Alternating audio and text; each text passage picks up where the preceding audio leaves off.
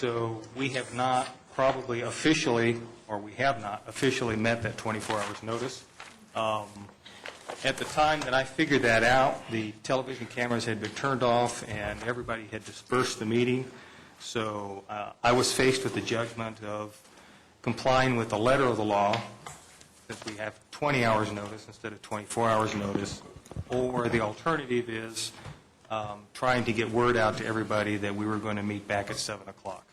So in my judgment, the lesser of the two evils was to do the meeting at 6 o'clock, especially considering the fact that it's televised, it's taped, videotaped, it's available on the web, and there's DVDs that can be procured at the library, in addition to the fact that we don't take public input. So all those things considered, I think the lesser of two evils is starting now recognizing that we are an hour early and did not meet our 24-hour notice. So the ruling of the chair is the meeting is in session. If there's somebody that on council that wants to dispute that, the proper motion would probably be the ruling of the chair, the decision of the council. Peggy. Yes, I would like to move that Okay. we overturn your ruling. We can't hear you, Peggy. Sorry. Okay, it's been moved by Peggy. The motion is the ruling of the chair, the decision of the council. Is there a second to that? No second. Okay. Normally, I would go first and explain my position, then everybody else could go and I could go second. Since I just did that, I don't see any point to that. So is there any discussion? Council ready to vote? All in favor of overruling the chair, which would mean the meeting would not be in session until 7. Raise your hands. Okay. All opposed, which is everyone else. So it's 1 to 6. We remain in session. Which brings us to the start. As we left last night, where we left it was we had come up with a $130,100 of additional revenue from fund. We had decided to dissolve Fund 36, which is the permit plan fund, and transfer that at the end of 2011 into the general fund, which would provide approximately $286,000 in cash. Council had voted to eliminate the step increases and to implement the cuts that Jim had presented as one of two alternatives last night. That brings us to $1 million of the $1.3 million that we were trying to do. So the question becomes, how do we get the other $322,000? And what I'm going to suggest tonight is that we stop, we take the $1 million that we have, we implement a plan where the city manager would look at the revenues on a quarterly basis, the actual revenues compared to the budgeted revenues.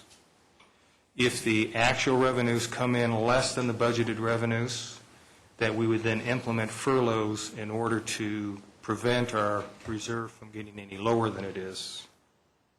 But part of the budgeting process is trying to figure out how much reserve do we need and what's going to happen in the future with revenues in the economy. We have a reserve, a fund balance specifically for situations like this, in order to tide us over when revenues are down. I think we are all making the assumption that this is a temporary time, although that temporary may be defined as multiple years. And so the question is, how much fund balance is a safe amount to have to ensure that we can continue to provide the services that the citizens need with the uncertainty of the revenue? And when we started this, was it just 2 days ago? When we started this, what we said was we wanted to get to a zero deficit to maintain the fund balance that we had, actually bring it up to 10%. And that would take $1.3 million. We're at $1 million. So in my judgments, given the fact that we really don't know what's going to happen in the future, I'm willing to live with the $1 million, provided that we very closely track, and I know you do that anyway, we very closely track our actual revenues to our budgeted revenues, and if we are not making our budgeted revenues, then we then take action, and that action would be furloughs. If it comes in way low, then we're going to have to regroup and figure out what to do anyway. So, and I will make that as a motion. I'll second that. Okay? Maybe I should define it so we can write it down in the minutes. Okay. Jim? I am assuming that any time that this may occur with the furlough days, that it will come back for a discussion and decision by this body before that would happen. We could set it up that way if you chose. I'd rather do it that way because I'd rather know just how bad the revenues would be before I make that decision to go with furlough days. Okay?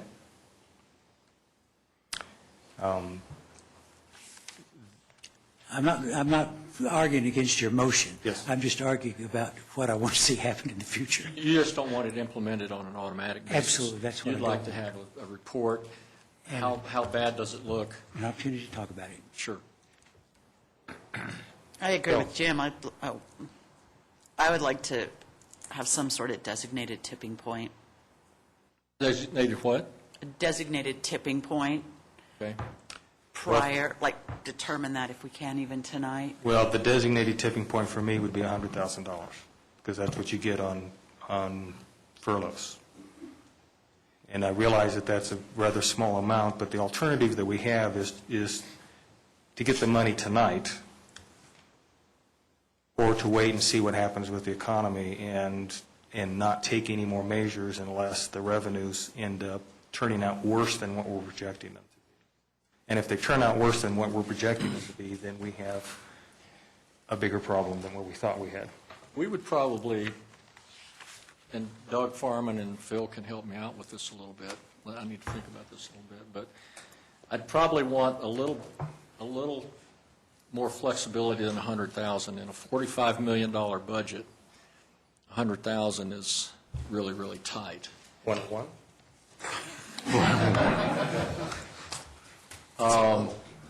And some of the revenues, let me just give you some examples. We've got $12 million that is our partner revenues from the fire districts. That comes in, I think, on a wait a minute, monthly basis now, or quarterly basis.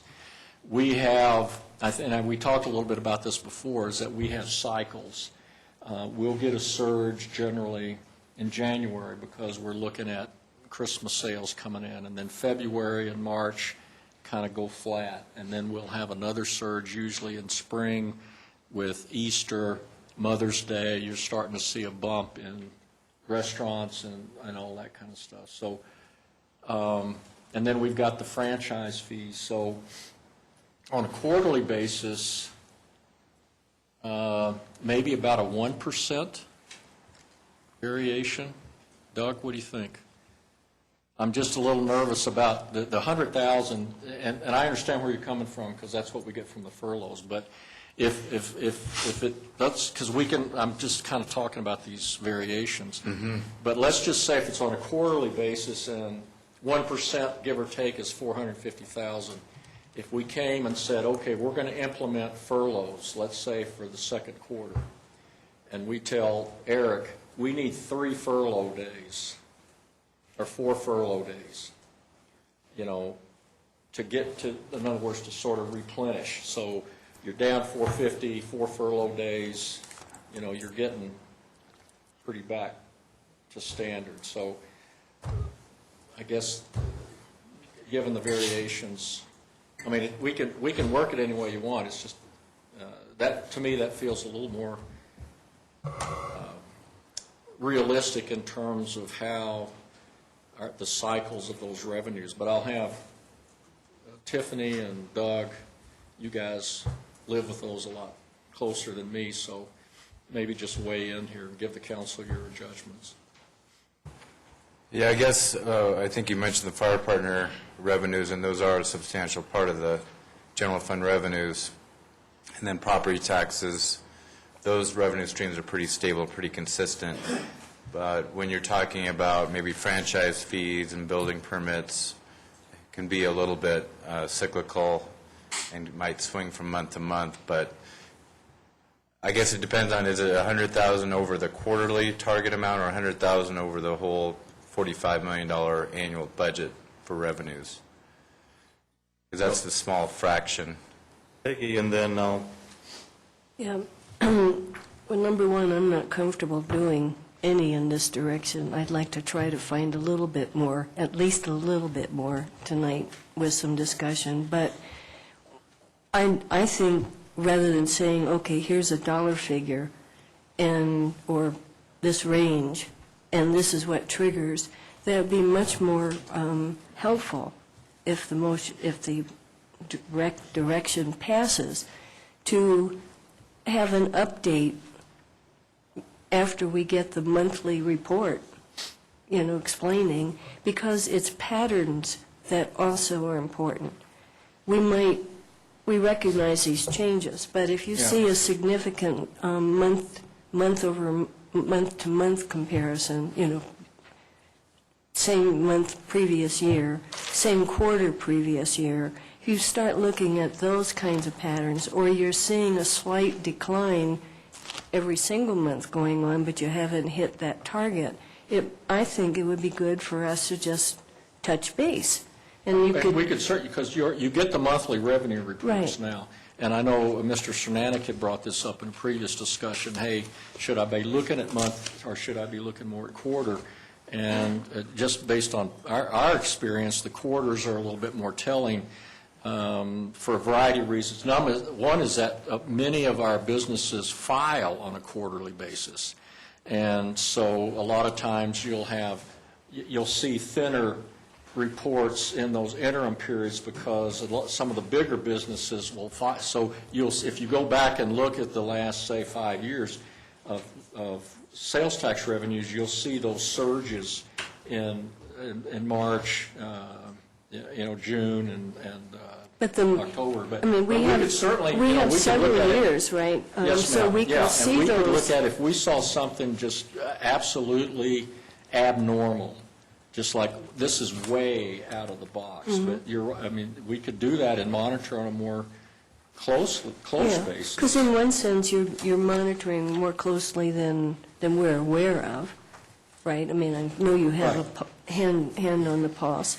So I just think that rather than just say, okay, that if we go this direction, that we just maybe monthly you check in with us, and it would be the end of the month. It have to be after we get that the finance report. Sure. And let me just comment about it. The other part of ours is just the logistics of, you've seen, we've talked about how to ramp up a furlough program, but obviously Eric and HR would have to have a little bit of prep time, so it'd be kind of, when do you pull the trigger? I mean, let's just say January looks a little squirrely, then you wait till February. Well, does it look like it's sort of evened out, or does it look like a real pattern going there? So there'd be kind of a collective decision with the council about when are we at the point that we need to turn to Eric and say. And since you said that, I forgot the other thing I wanted to say. As the year progresses, you have less and less opportunity to correct without really big impact. The amount, if you're down at the end of March, you've got the whole rest of the year to deal with furlough. Right. If we start kicking in June or the third quarter later, then the impact, you have to do twice as much in some ways to achieve the same end. So either one of those is actually workable. I mean, it's up to council. Bill? I'd be more comfortable with that if we put some time frames as well as to when adjustments would need to be made. If we're off by an amount, that it's not just sometime during the year, because conceivably we could be off on a continual basis. but have something in there that talks about how quickly that adjustment would need to be made, because I think Peggy's right on one level, which is, yeah, if you have the whole balance of the year, but the thing is, things could continue to deteriorate during the year. So how do we get back on the track or stay on the track if we're going to be slightly imbalanced? The other point that I wanted to make is I did want to hopefully get some idea that there might be some items either through the parking lot or taking a look at healthcare that might also help to close the balance. So I hope your comments are on however we finish tonight, we would be looking at that as what would be needed to make sure that we are in whatever range that balance is. Well, based on what all of you have said, I think Debbie and Jim probably have the right idea, and that is perhaps the best way of doing this is we just schedule right now that we're going to do 4 quarterly budget looks at the revenue. So when you complete the first quarter's revenue, we'll schedule a council meeting. We can review that because the decision will probably be contingent on what's really happening, what we're perceiving the economy to be anyway. So it's probably not realistic to set a threshold right now. You've convinced me. So are you guys all okay with that? I would like, though, the first review to be as we take a look at year-end. So when we talk about the 4 quarters, one will be at the year-end, one will be after the first quarter, one will be after the second quarter, and one will be after the third quarter. So the review points is we actually have 4, at which point in time we can either choose action or not. Okay. All right. Any more discussion? Bruce? Just to level set, a couple of thoughts. By my numbers, the summary of what we've got so far is the 9460, which was the Muni Court item, the 130, the 286, the 75, and then the 514 totals $1,015,000 and some change, and that represents about 77% of the $1,322,000 that we were shooting for. One of the things that we talked about up front was the range of the ending fund balance, and I think, Jim, you said you were pretty comfortable that the range could be 4.8 to about 5 million. So if you more or less split the difference and say 4.9 roughly, that's, ballparking another 50 to 100,000 that may be there at the end of the year in terms of the fund balance, just based on your guys' comfort level. That would push the total fund up a little bit, which is more or less the same as backfilling some of the gap, and that would get us to roughly 82 to 83% of the $1,003,000. I think a couple of things just in terms of observations. We've still got the medical fund. We've still got the fleet fund that are safety valves. We've got, safety valves in that it's not clear yet to me what the risk element on those is. And I don't know if we want to talk about that later or not. But I think that's something we can look at. So it's a little bit of a, bullet in the holster kind of thing. Let's see.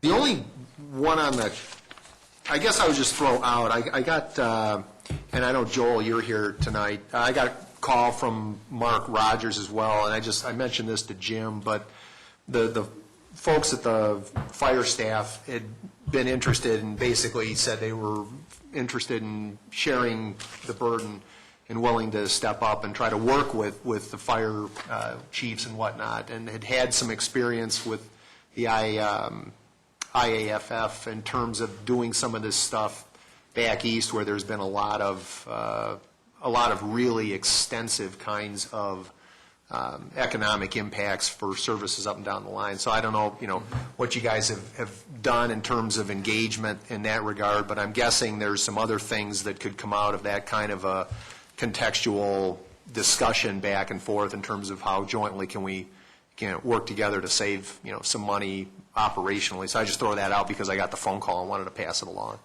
But I think it's right on. I mean, I think we've these numbers are fluid, they're not cast in stone. We basically have spent a lot of time, and staff's done an outstanding job in terms of pulling all this stuff together. And I think it's a good plan at this point to basically sort of say that's, it's gone far enough, and we've got a monitoring process in place that, will allow early warning if things tend to slip off the rails. Any other discussion? Okay, so the motion is basically to accept the cuts that were proposed and put in place a process where we have a quarterly review of what's happening with the revenues and make decisions then. Can we have the dates for those? The quarterly things? Can you give approximate dates? Well, let me modify that a little bit. Because quarterly, because of the reporting process, year-end, let me give you a couple of dates. Year-end, the December numbers get reported by January 20th, and then we normally have them. I think it's going to be February. Year-end, Okay. there's a little bit longer delay. Year-end February. So I'm thinking we'll give you year-end numbers, which is our first peek at how 2010 finished up, let's just say by February 15th. Okay. Okay? That'll be year-end, because of the lag time. Then if you, year-end, you look at that, you say, how did we look? Did 2010 kind of end on an up note? Then quarterly, because of March 31st then, when those numbers get reported by April the 20th, and then by the time they get them all loaded in the system, it's early May. So I'm thinking year-end, middle February, quarterly, early May. And that, again, will give you sort of this pattern thing, how are things looking. And then after that, it would be the quarterly basis. But it's about a 45-day lag time from what I'll call actual activity, and Jose knows this because of the way he files, and when we're actually seeing numbers. So I just wanted you to be, so that's why I think the year-end would come a little earlier, and then in May would be the quarterly, and that would sort of give you a package look. Peggy?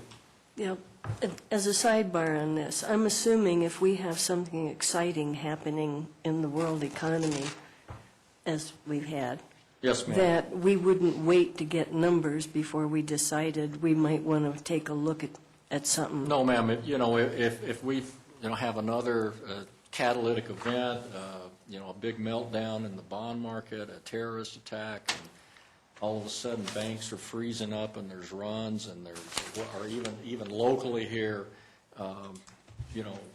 CenturyLink announces they're closing the mineral office and they're moving 3,000 employees out. I mean, we'd be back in front of you, very quickly. We're not going to just wait for some artificial, well, it's not the quarter yet, so we're not going to come. I mean, we'd be right in front of you, as the mayor said, we'd be regrouping fast. So Jim, if I've heard you correctly, so I'm going to feed this back. Yes, sir. Firm dates for reporting the analysis would essentially be February 15th, May 15th, August 15th, and November 15th. Yeah, that works. And with the caveat, anything very unusual happening in between, we don't wait. We Understood. That was understood, but Yes. As far as moving forward. Firm, yes, sir. We can commit to those. Instead of the 15th. Sorry, Well, I already highlighted. The problem I have with the That gives 20th you is plenty of time. particularly when we That's more deal than- with November. I mean, another that's month. going to be essentially Thanksgiving week, and so if we're going to be taking action, that's letting folks know late in the year if furlough is the response. That's a late time, so for planning to. I'm sorry, I was thinking it was the month. I was thinking April 15th. I thought you had enough with the 45 days. Okay, so to repeat, February 15th, May 15th, August 15th, November 15th. Okay. Any more discussion? So I would say that I have great confidence in our staff. I still would like to do a couple of cuts just to tidy it in, but I know I'm probably the lone voice on this. Well, Howard, as soon as we get done with this, then we need to talk about the procedure for the rest of the night. And let's finish this, and then we'll get to that. So any further discussion on this direction? All in favor, raise your hands. Opposed? Okay. 6-1, and Peggy's on the losing end now. I know it's bad to be a birthday person. You're getting singled out. Invoking the birthday. Oh, yeah. Well, I've already been told I have Play to do whatever it. card. You missed the cakewalk joke, so. Yeah, there you go. All right. I'm suggesting the procedure for the rest of the evening, and you guys can modify it if you want, is we talk about insurance, then we go through the rest of the funds on a summary level, then we do the whiteboard, or you guys have been calling it parking lot, just to confuse me. And then we go home in another hour and a half. So can I clarify, if we've, well, I'll ask you to clarify, if we've just done what we did, why do we have to talk about the parking lot? The parking lot is the whiteboard. Yes. Do you all feel a burning need to talk about the I whiteboard? agree with Peggy. I mean, Okay. I would like to, but it makes no sense. I mean, it's not logical based on what we just did. Okay, then I'm suggesting the procedure is we talk about insurance, and then we go through the rest of the budget book at a summary level, and then we go home. First, Are there any objections? you have to eat cake before you can leave. Okay, Although we may have to sing happy birthday before. Oh, no. all right. Well, as a caveat, though, if we've got the parking lot items, I mean, maybe those are things we use for a study session fodder later and basically get staff to come back and we can chat about it. I mean, nothing says we can't address them, but I think for this exercise, maybe they're done. Okay, Is that fair, Jim? Absolutely. all right. Good. Now we're up to insurance. Eric, enlighten us, please.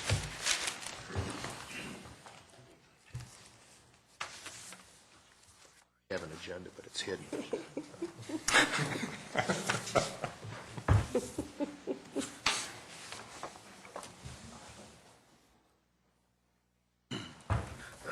Thank you.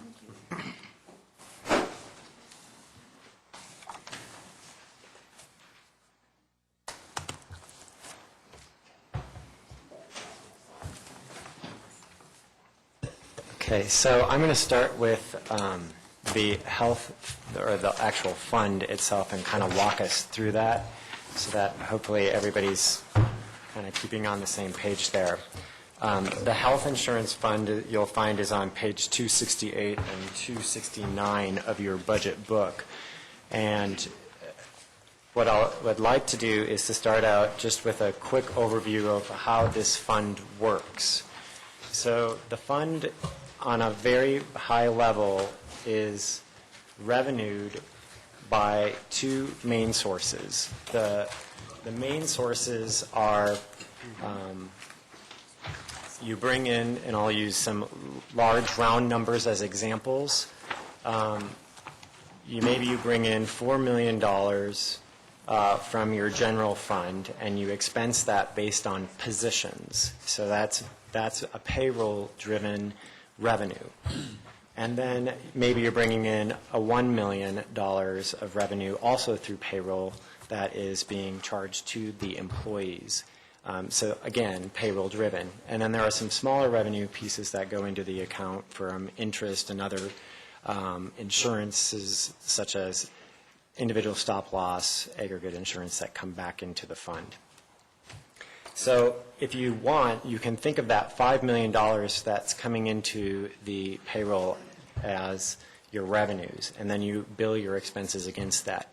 In the case of your health fund itself, or the health insurance itself, the $4 million coming from the general fund or being revenued in through payroll would represent your 82% premium that the city splits with employees on their health premiums. And the $1 million would represent the 18% that the employees are contributing into the fund. Okay. So that said, on the handout that you're looking at, the very top portion breaks out the participants in the fund. And these are only the employee participants. So you've got about 105 employee participants that are on employee-only coverage, 109 that are on employee plus one, 142 that are on family coverage. Those numbers fluctuate from month to month, payroll to payroll, based on hirings and different events that occur for the employees. But these are the numbers here with the employees that actually move the revenues into the account. The fund itself is actually paying out claims or expenses for 927 participants at the current moment. And that would include dependents and other family members that are added into the plan. So with your health fund, that gives you a little bit of an idea of how that fund works. So you'll see on page 269 that on the bottom half is, the top half is the revenues, and the bottom half is the expenses. This fund on page 269 includes your dental, your health, and your wellness. And so that's what, those are the revenues and expenses that are going into this fund. If you look at the expenses and you go down that list, you're going to see that there are some very small increases if you aggregate it down at the bottom there. If you're looking at the dental claims, they go down. If you're looking at the administrative fees, they are flat. If you are looking at the consulting fees, they're flat. If you're looking at the vision, it goes down. The aggregate or the individual stop loss, that line item goes down, and then you get to claims, and that's one item that goes up. And Eric, so, yep. For those comparisons, are you using the 2010 I'm using estimate? the 2010 adopted budget. Okay. Because those are the numbers that we use each year that we believe that we will land at. So when we put that budget together, those might change. We do believe that if there are no calamities with the claims, that we will come in at that $5 million that we budgeted for 2010 or under. So that's what we're looking at when we put these budgets together. We have not reached December 31st yet. I do not have a crystal ball as to what will happen or what kinds of claims we will see or what our IBNR will be at the end of the year. So when we look at that, I look at those expenses, and what we are trying to do is, if you're doing the math and the calculations, you'll look at the bottom budget for comparison from last year to 2011, and you'll say to yourself, there's a 6% increase approximately. And what we're asking for, and what we've put together, is an 8% premium increase for the health fund. And the reason for that is, if you flip back one page to 267, you will see that at the very last column where it says 2011 ending fund balance, we have a fund balance. And that balance target is generally for us $1 million. That number is 934,710 in this budget book, which amounts to us comfortably saying that's close to our $1 million fund balance that we would like to achieve at the end of the year, that we're targeting. The reason we keep that fund balance there is because we never know when we're going to hit a calamity year. For example, when we were in 2006, that was a tough year for us, and we had a lot of large claims, a lot of claims that actually hit our stop loss, and so that fund balance will actually fluctuate based on the claims that go against the account. I can wait if you want to finish your thoughts. I had a general question on sort of the claim cost per participant, but you want to keep going, or? Basically, what I'm saying is the last thing that I was saying with that thought is that the reason we're looking at that 8% increase for the premium for health is because we believe that all of the factors that play into our expenses, our claims, that 8% will land us at about $1 million at the end of the year and hit that targeted goal. So that's why we're projecting an 8%. Eric, give me a quick overview of the types of claims we talk about. Can't hear you, Phil. I was asking Eric just to give a quick synopsis of the kinds of claims that we see that pretty much Well, maybe overwhelming. as a caveat to that, or Eric, if you're going to get into sort of the specifics on claims more broadly, the composition of the workforce or the insurable base probably hasn't changed dramatically over the last, well, since 2006. And you've got on the supplemental sheet that costs have gone from $3,500 on average almost to $5,000 on average. So, I mean, what is your guys', beyond just the types of claims you get, you know, what is the interpretation of the increasing cost, claim cost per claim, and is there anything that can be done about that? Well, I think what you're asking is, what are the claim cost drivers? Okay. And when we look at those, we are looking at, we have a group of folks who are aging. So this is probably the oldest group, or the oldest group of employees that I've worked with in any health fund. Our average age is currently 47, and that, as you know, as your population ages, you're going to end up using more medical, more items. People utilize their services.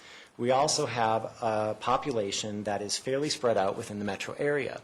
And so while we are working, of course, with discounts from our carriers, what happens is that there are times where people live in communities where the discounts are not very steep. So if you're living in the metro area like Boulder or down here to Littleton, there are plenty of options for employees to use, various hospitals, various clinics. There's lots of competition, and so Cigna, our current carrier, or whoever the carrier is, will actually negotiate steeper discounts. The example I'll give you is that we currently have 2 premature babies that were born this particular year, high risk, high expensive type claims. One was born in a community that had 1 hospital.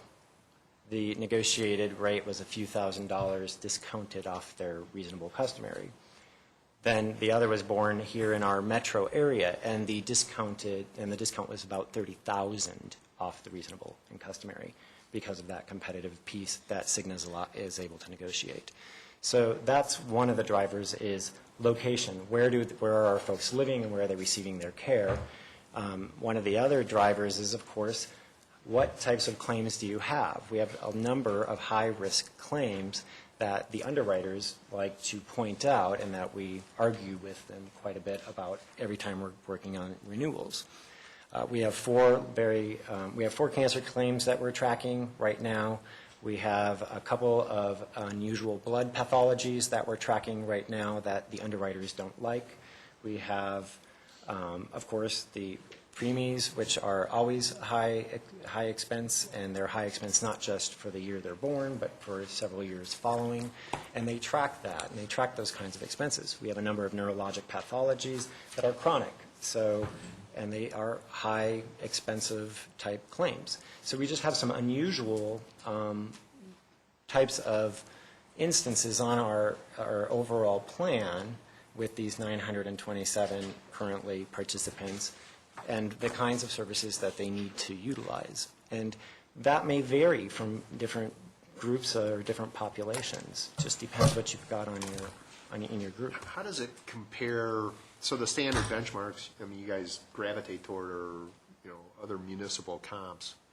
Do you have any sort of, well, 2 questions, I guess. So here's an interesting question. You know, are there comps you get for other cities, you know, are we proportionally consistent with a Lakewood, Denver, Englewood? And secondly, what happens if we pool and create a bigger pool with some of these other munis? Two questions. The first question is that if you're trying to come up with comps for other cities, it's near impossible to actually find a true comp. First of all, every city, every organization for that matter, has a different design. The design of your healthcare plan could be fully insured.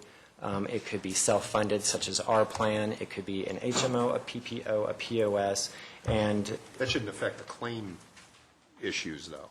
Well, it does, because the design of it depends on how much they cover for various types of procedures, and so that the actual design of those plans will depend how much control over your claims you're paying out.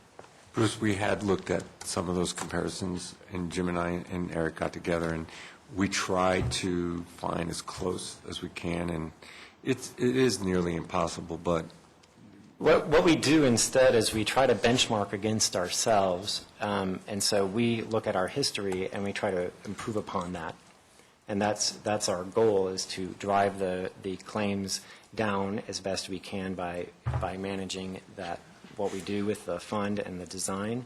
And generally what you, I'm sure, are fully aware is that when we are doing that, those design changes that we make each year are technically cost shifts, and those are cost shifts to the employees.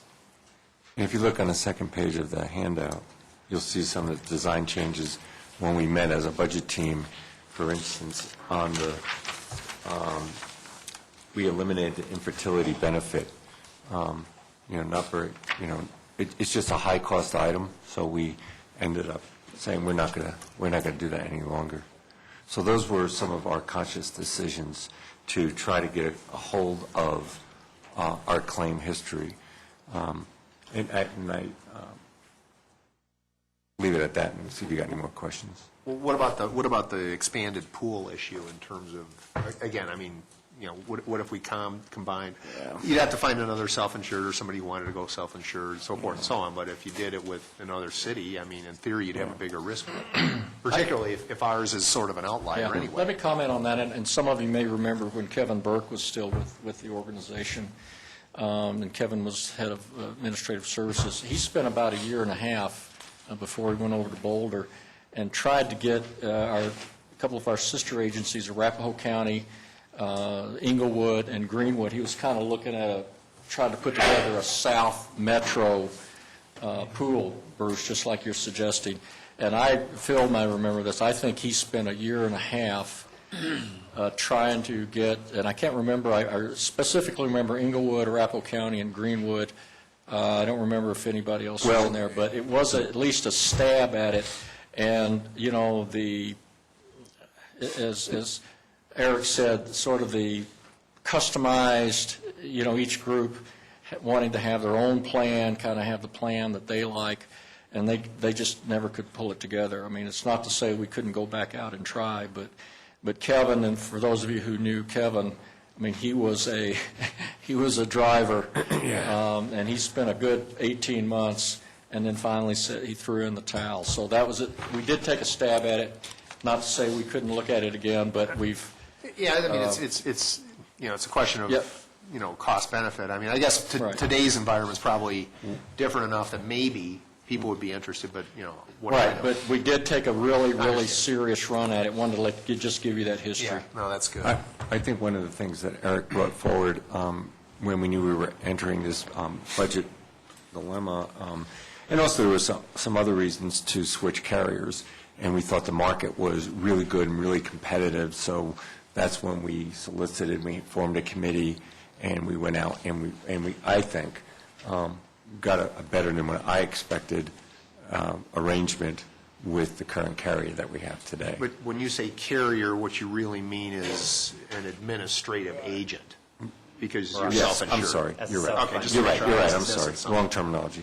Okay. So, but the market was good, and we pay attention to what council says, and when we see the market out there, we have enacted in all the departments as much as we can control. If you got a contract out there and you're reaching 4 or 5 years of coming to the term, or the economy looks good, get your contract out there, get your whatever's out there, because the economy, you might find a good price. So.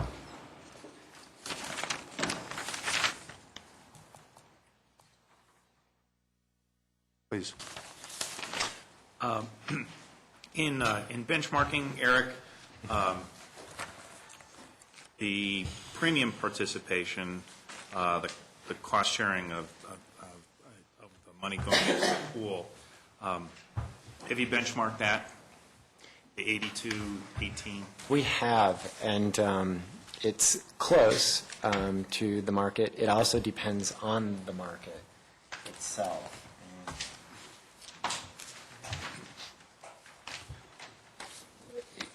In general, you're going to find that it's going to range somewhere between what we have and 80/20 as the premium. However, it does vary by market, and everybody does it slightly different. So in manufacturing, you'll see the employee contribution for a PPO is 22%. In manufacturing for a POS, it is 20. In nonprofit for a PPO, it is 20. In nonprofit POS, it's 18. For financial services, that sector, PPO is 24%. POS is 15. Healthcare runs at 16 for their PPO and 19% for their POS. Now, when we're talking about design, what is it that we offer? A PPO? We offer a PPO. Why don't you just say what a PPO is in case people out there don't know what that means? It generally... He said IBNR earlier, and I'm going to guess that 80% of the people in the room wouldn't be able to tell them what that is. There's also a TV audience out there. Yes. It's a preferred plan option, and generally what that translates to in layman terms is a plan that doesn't require, I guess, a referral for a specialist doctor. Generally, these are fairly large plans that have a very large number of doctors and specialists that you may select from that are in their network, which means that they are part of the discounted group. And it also allows for a certain amount of plan design flexibility that you may not have when you start moving towards a POS or a point of service or an HMO or those types of things, where they start to narrow down they basically narrow down access for the plan participants.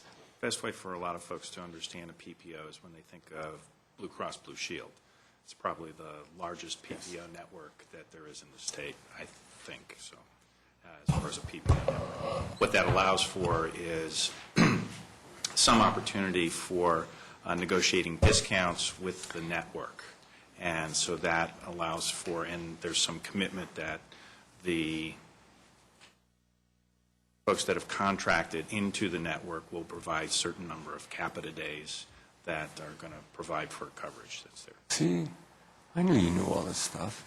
You're very... I didn't say it was for me. I know, but that is very true. And what you just elaborated on is something I was impressed with our network and the discounts that we get. So, very good point, Phil.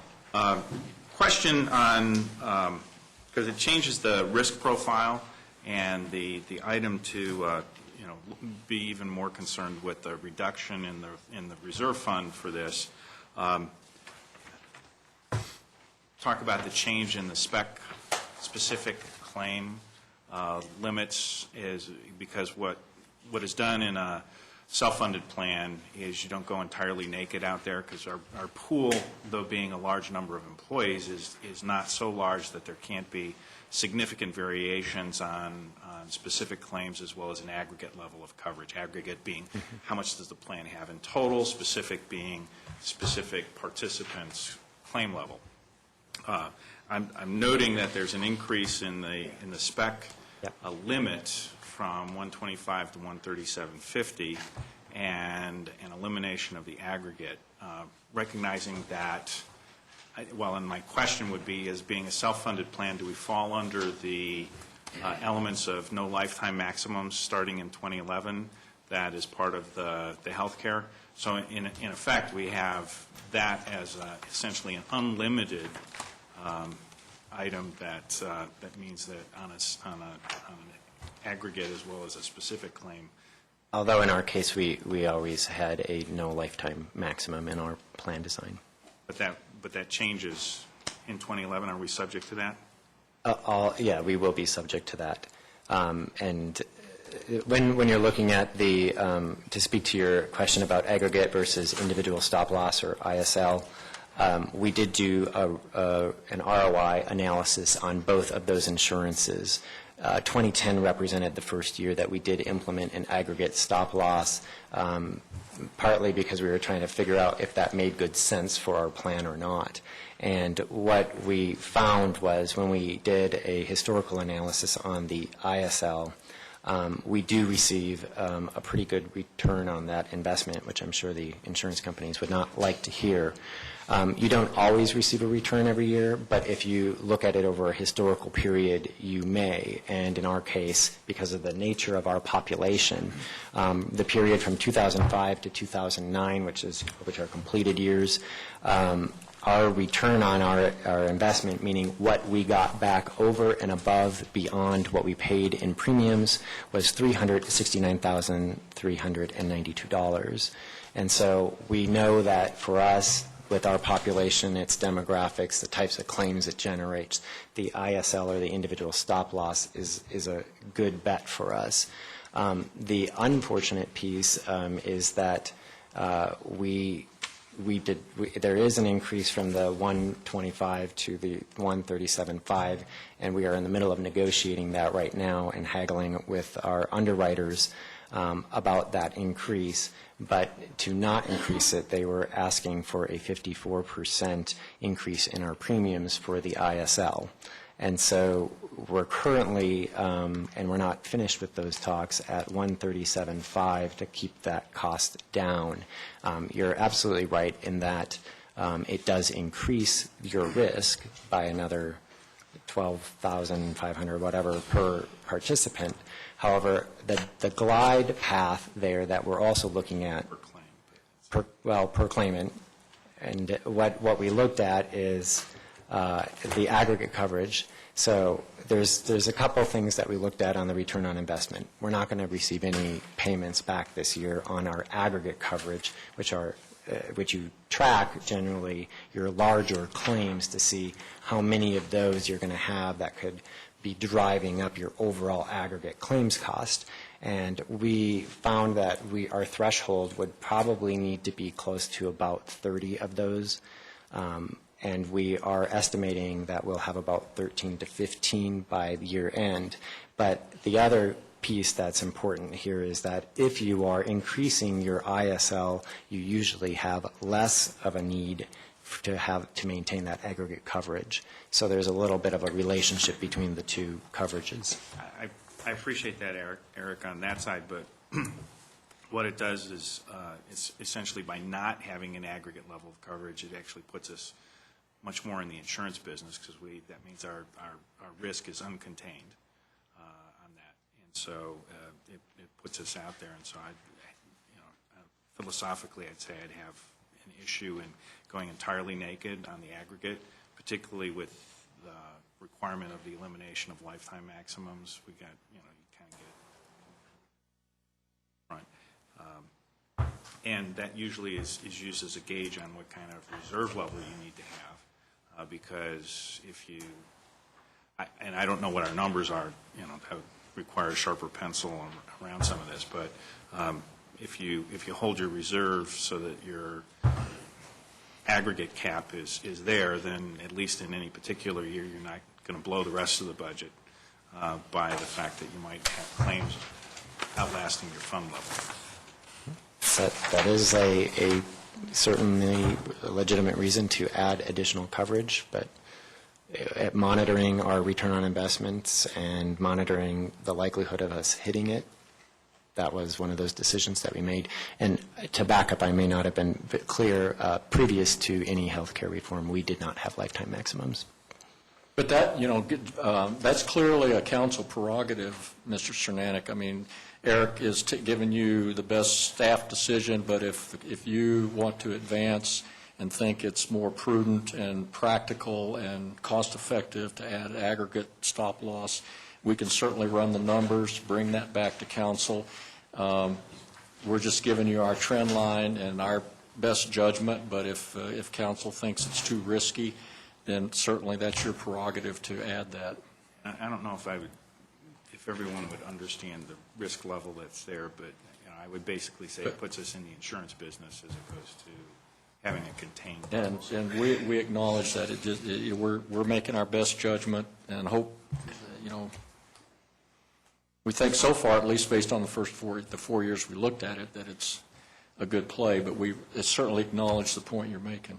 Having seen plans bust through, it's not necessarily one of those things that it's frequent, but when it happens, you don't have it, it hurts. Yes, sir. So it's one of those things where nobody likes to pay insurance premiums, but get the claim, it's one of those things where I'm sure glad I have it, or if I didn't have it, geez, I wish I would have. Just a quick clarification, you don't have any ROI in this budget for 11, do you? For 2011? No. It's hard to get an ROI on a future year. Well, but I I'm mean, not- based on your experience over the past few years, you said 300 and some odd thousand, relative to the factors that generated the excess. Oh, you're referring to the ISL insurance returns. Yeah, well, what you were referring to was your return on investment on that particular element or component? Yes. Yeah, we won't, generally how you figure out whether you're going to get a return on investment with your ISL or your aggregate coverage is you wait till the end of the year, which in health insurance terms means waiting till your IBNR or your incurred but not received yet are paid. That's usually a couple of months into the following year. Once that's all tallied up and the full claims are in, anything that went over your coverage, your insurance coverage, the individual stop loss amount, is reimbursed to the fund at that point. So unfortunately, we won't even have the 2010 ROI on that until probably the first quarter of 2011. Which I understand, but I guess what I'm asking is based on the parameters of that over the past few years, relative to what you've seen going on, through August of this year, what's your gut call? You think you will get some, or is it you don't really have any visibility? I generally don't like to look into the crystal ball on individual people's health. So I really don't have a good feel for. Eric always thinks he's going to jinx us if he makes a prediction. I think we ought to do kind of a search and have our Italian friend, Mr. Cortese, find the Italian estimate that's going to tell us who's going to have the claim. Who's going to get a broken leg and who isn't? HR guys at the table. Bruce, are you asked earlier in a private conversation with me about our wellness program, and I'd like just to say also, I've learned a lot working with Eric and over the last couple of years, and I got to tell you, we brought forward a wellness program when Kevin was here, and it didn't quite go, but now we have it, and I think we're doing as much as we can always do more, to control claims. We're doing as much as we can, and having a wellness program, sometimes the actual return on investment may not be seen right away, but if there are people walking around that are conscious about their health, and one story that Eric told me was a gentleman who did join our wellness program found out that he did have a cancer, and he said, I probably wouldn't have gotten this checked. And so, maybe that's a little dramatic. Most of the people just have high cholesterol or they have excess body weight and such, and that they're trying to get under control. And that just helps to reduce the risk, as Phil and I talked at one time. I mean, it's hard to really measure all that, but we're heading in the right direction. So you can't eat any more cake, I'm sorry. The good news is you guys don't have a lot of stress. Okay. All right, any more questions about the curves? Yes. The design changes that you've noted on page 2, Eric, are those from 2010 to 2011? Correct. And for folks that don't have the information, it's a change in the coinsurance from a 90-10 level to 80-20, so that when Eric was talking earlier about some of the cost shifting, moving from basically the employer where there's a shared premium, ends up to being in the out-of-pocket arena. Although, are there deductibles so that anything that comes out of pocket to some extent, were there changes in the deductible levels? We did not change the deductible levels. We have a deductible for out-of-network, which is currently $200, $400, but we also have layered on that the in-network deductibles, which we just implemented with the wellness program, and those deductibles are in-network deductibles of $500, $1,000, and $1,500 for non-participants or participants who do not meet the wellness goal. And to help folks understand some of that, there is I'll call it a minor level of cost shift. If you didn't change the deductibles, all it impacts is how quickly folks get to the deductibles. Right. And the only folks that really changes in the out-of-pocket are those that spend money but don't get to the deductibles. Just to recognize that. And allowed you on encouraging folks to be in network. That's about the only way you have a chance to control costs. So moving from a 70-30 to 50-50 certainly helps folks think pretty hard about in-network or out-of-network. How do folks access whether they're provider or even in an emergency situation or in-network or not? How do they access it in an emergency situation? Or any situation, I mean, you can cover them both, so. Well, in emergency situations, we always recommend that they go to the nearest provider, and the plan provides copays for emergency situations, which we increased last year. And the goal of last year's design change was to shift away from emergency room services that could be treated otherwise by urgent care. So that was the focus last year. But as far as access on a day-to-day basis, generally, it's an open access plan. So they generally will go to a provider that manages their overall health, but they don't require a referral to go to a specialist when they're accessing. Now, I don't know if these are questions for you or questions for Doug in this, which is,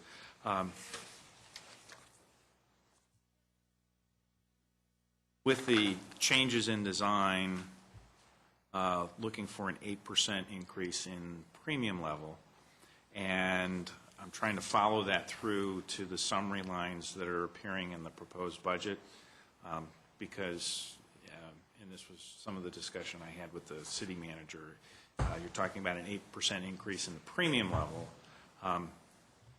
If anything, we're talking about reducing the number of positions, at least as I've read through that. And when I look at the summary line on insurance costs, it's taking it up 13%. And so I'm trying to get to a reconciliation, understand how can we get from an 8% overall premium increase to 13% overall. If you look on page 269, you can see a line item for claims paid. And if you look at the 2010 adopted budget, it was $5 million. And Wait, next can you year, tell me on which line it is, Doug? it's about the fourth from the bottom. It's 7672 claims paid. Okay, got it. And if you go over to the right, there's a 2010 adopted budget of $5 million. 2011 request is $5.4 million. So that's the 8% increase. I think you were looking at a conglomerate insurance category of 4 separate insurances, and yesterday we gave you a breakout of those different insurances because we had dental, medical, disability, and life all wrapped up in that insurance category. That brought you to the 13% change from year-end to budget. But when you look at budget to budget, 2010 to 11, it's an 8% change in claims paid. That's what we use to as one of the major factors in determining the premium request increase for next year. Well, I want to, Phil, I think we might be able to give you a more precise answer in that. I understand where your dissonance is. Hey, if you're cutting 6 more positions, then how come that number is still even at 8%? I think part of it, and we want to sit down and look at this, but I think part of it is we are still right now carrying some frozen but budgeted positions. And then the other is mainly is to the driver, and I'd have to go parse the math a little closer, but it was to get to the $1 million fund balance. So, but I think in general, we'd kind of have to look at that. Yeah, I can understand some of it if everything is at the same level, but it's not. Yeah, I understand. We've already said we're reducing a number of positions Right. and that. And Right. so, Yes, sir. And so when I get to the total, I'm saying, Yeah. and I don't think it's going to be, you and I had this little sidebar last night, I don't think it's going to be 13%, but I understand your dissonance of, well, excuse me, What should it be?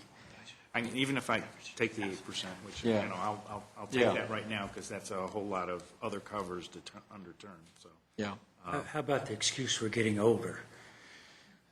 Well, no, but that should be in the 8%. It should be. Yes, sir. I mean, that. But it I also, understand but it also that. affects that number too. Yeah, but that's where the 8% carries that in as part of the assumption. I don't think we have, That's included. What I'm looking at is, if you reduce the number of people that are covered, and you say there's an 8% average claim rate, okay, how do you get back to the number going up overall 8%? It should be something less than that. yeah, we probably need to do a little tweaking. Unless you expect dollars per claim to go up more than 8%. Right, but I said, if I grab the 8% saying, I agree. okay, No, hey, I that's agree what's with going to happen. Yeah, I agree. But what will actually happen here, really what we're looking to achieve is to make sure that the actual expenditures match the actual revenues. So if we're overestimating on the cost for insurance premium increases, then what will happen is it'll appear as a higher ending fund balance than what we had originally projected. Yes. And at some point in time, somebody will go back and analyze that fund and say, we need to take the excess amount and transfer it back to someplace. Or lower premiums. Or low premiums, which would reduce the cost it's showing up in the Which in general. fact is what we've done a couple of times. When that fund balance got up to about $1.4 million, we actually then, we kept it down. I think we had a 0 premium increase in 2010, and we drew that back down. So you're right. Basically, we'll adjust for that, and it should work out. And in this particular category, I take a look at what an aggregate premium would be, because I'm philosophically not sure that. Fair question. We can go do our due diligence on that. Yeah. I don't know what the answer is, but All right. I'm uncomfortable with that. We hear you. All right, do we want to beat health insurance anymore? I'm good if you are. I raised enough, I think. Okay. That brings us to police. Are there any questions? And besides that, thank you, Eric. Thank you, Eric. Thank you. So what are we are doing what now, for what purpose? What we said we were going to do now is go through the different funds at a very high-level summary, if there's any questions, and finish the book in 45 minutes.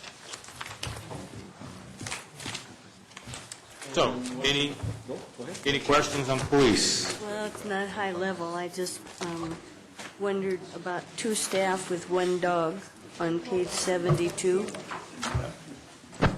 Get it next to you, Peggy. Well, I can't hear either because all the Why don't you talking. just wait, there's a little rustling around here, and let's get Chief Coogan up to a mic, and then if you can scoot up just a, Chief Coogan, can you pull a mic toward you? And then, now we'll ask Dr. Cole to It's ask her just questions. it's a low-level question. Sure. On page 72, we have 1 canine dog for,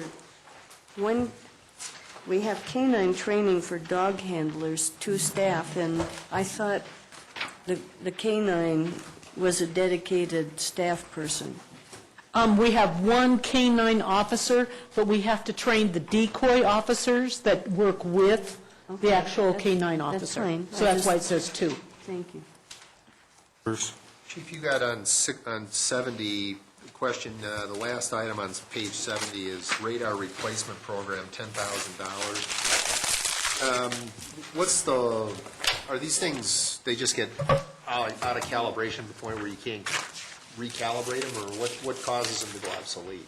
We have a regular program for replacing the different radar, LiDAR, tasers, and it's just mostly use and wear. They just wear out after a number of times. And we recalibrate them on a regular basis because that's needed for court.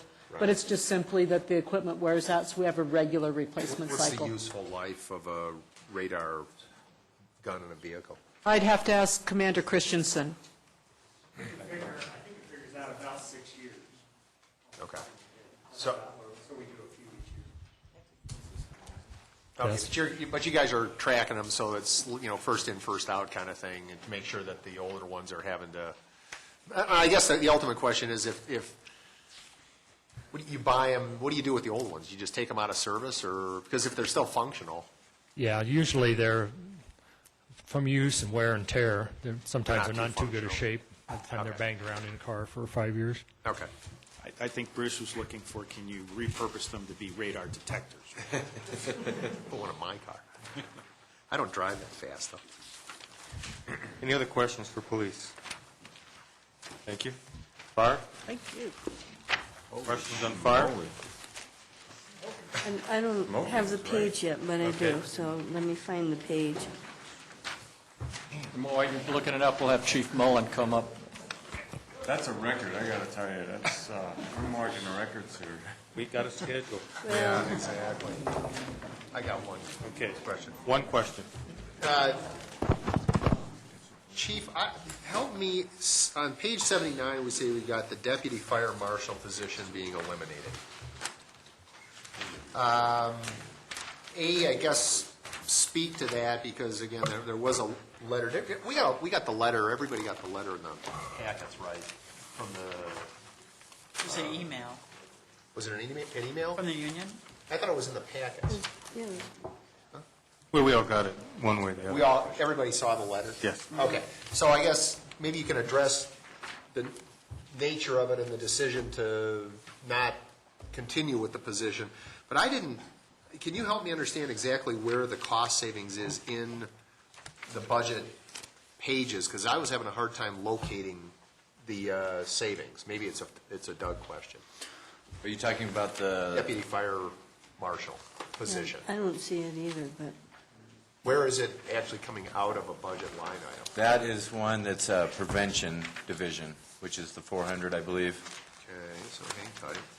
And that was one that it was originally in the planned permit fund, and Tiffany can correct me if I'm wrong, but that one is split in 2011, 70% out of Fund 46, 30% out of the prevention division general fund. wouldn't there be a piece in each thing? Well, it's in here. Part of it, a portion of it's in here. Let me So just only a ask portion of that a would be clarification. Is that lumped in with the total net drop of $297,310 on the salary line item on page 91? Is it all lumped together? There's 400? Yes. ma'am. Yes. Yes. So specifically, for Mr. Stallman, that discrete number for the fire marshal is not broken out discreetly. What I'm asking rhetorically, is it in that lump sum 297, and that was part of the analysis you and Erlene did about the cost shifting, but then when you credited it back, is that 297 is in there? Yes. Okay, I'll buy it. And the You noticed he didn't say until you said yes. Well, it's like you said at the outset. Chief, can you sort of just share the thought process? The painful decision to eliminate a position like that, of course, was predicated by the need to get down to or up to the $480,000. That was the 3% cut that was asked of us. We looked at line items, which we made, I think, significant cuts. We cut our overtime budget by 39%, which, quite frankly, still makes me uncomfortable, but I think we can do that. Faced with no other alternatives, we looked to personnel, which is always the last resort. We had a vacant position of a cadet, and we went ahead and eliminated that with some cost savings. And then we went through the painful exercise of trying to decide what position within the fire service we could eliminate and have the least impact on the public. And so the functionality of that position, what happens? Is it somewhat absorbed by other staff? That is correct. And the other reason we chose that, or I designated Chief Hofstra in fire prevention to identify a position, was that we've had little growth here in Littleton. It's slowing down in Highlands Ranch, so they're approaching build-out, which hopefully will result in a somewhat lessening of the workload fire prevention. Now, they're still extremely busy, and I'm sure this is going to increase, but as far as impact with the public, it was my decision that this was the least distasteful, or at least having the least impact. It's certainly... Understand that it's clearly painful. And I guess the last question would just be, then this as an LFR position doesn't have any relationship to the partnership agreement with the district and the ranch. I mean, there's no cost recovery or cost sharing on that position, is there? All of the positions in the fire department are cost shared, so... Okay, so 2/3 of that position then is revenue foregone. That's correct, and that has been factored into the proposal, but you are right. Any other questions for fire? Yeah. Chief, it's very admirable to put in your goals and objectives, the reduction of costs and so forth. But you have in this document at various places several things really that you are trying to achieve, and yet they're buried there. And when we get the final book, right, some of these things will be modified, right? Yes, ma'am. So I'd like to see you tout a little bit the goals that you're trying to achieve. One relates back to page 194, just as an example, with the mobile data terminals. What goal is it that you're trying to achieve? Because you're asking for money. I'm not criticizing that, but it would be a nice goal to state here what you're trying to achieve with that. Well, one of my mottos is tools, technology, and training. Okay. Is that where she got Sorry,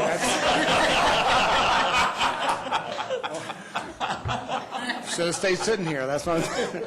As long as you got the mic, Chief, you're in charge. Hold on to the mic, though. Possession, I think, is something. With full credit, of course, to Chief Coogan. Part of the rationale behind the MDT, of course, the mobile data terminal, is to increase not only our effectiveness in response, but also the response time itself. And I think I think the troops in Littleton Fire Rescue have done an excellent job in turnout times and readiness time, and this assists those troops as far as getting into the scene in a timely manner. And having, I'm sorry. So can you put a goal like that in these goals and objectives, to purchase such and such in order to achieve such and such? I'll do that. And then, by golly, if you don't, you're in trouble. No, I mean, it's just, giving some focus. And I didn't want to just go through and say, oh, do this, but that one jumped out at me when I got back into that part of the book that you didn't mention it. And I'm fairly certain that you have other goals and objectives more specific than your general goals and mission statement. So I just think it's nice to let us see some of what you're focusing on for next year.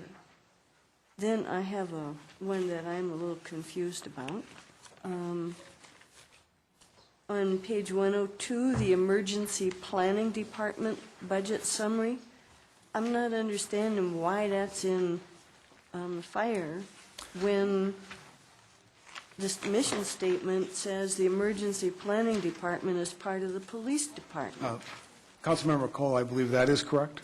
And it is our own commander, Bruce Beckman, that's in charge of the emergency. And it's just the way this book was formatted. It's really not part of LFR. Look to your right, you'll have assistance. Turn this over to you.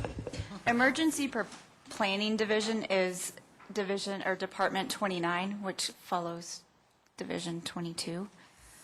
And so there is no reason that it's under the fire tab. We just didn't have an extra tab. Finance department says so. Okay, it The seems, tab wasn't big enough to put it on. It's seems to me operational protocol. if there's some kind of... So We were saving money on tabs. All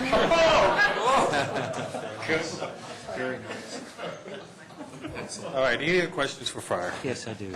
Doug. Go ahead. Jim? John, I would like sometime, I don't want it now, but maybe a memo to us that would talk about the elimination of the cadet position versus the cost of training a new hire. Because the purpose of having a cadet in there, isn't it that they could be moved into the fire service? You know, that's usually been the case. We've had very seldom have we had a cadet Right. did not come into the fire service, did not become a firefighter. But if you eliminate that, and then you got to have a new hire, what's the cost of the training the new hire versus the cost of keeping the cadet? And I can certainly get you a memo on it, but there really is no cost.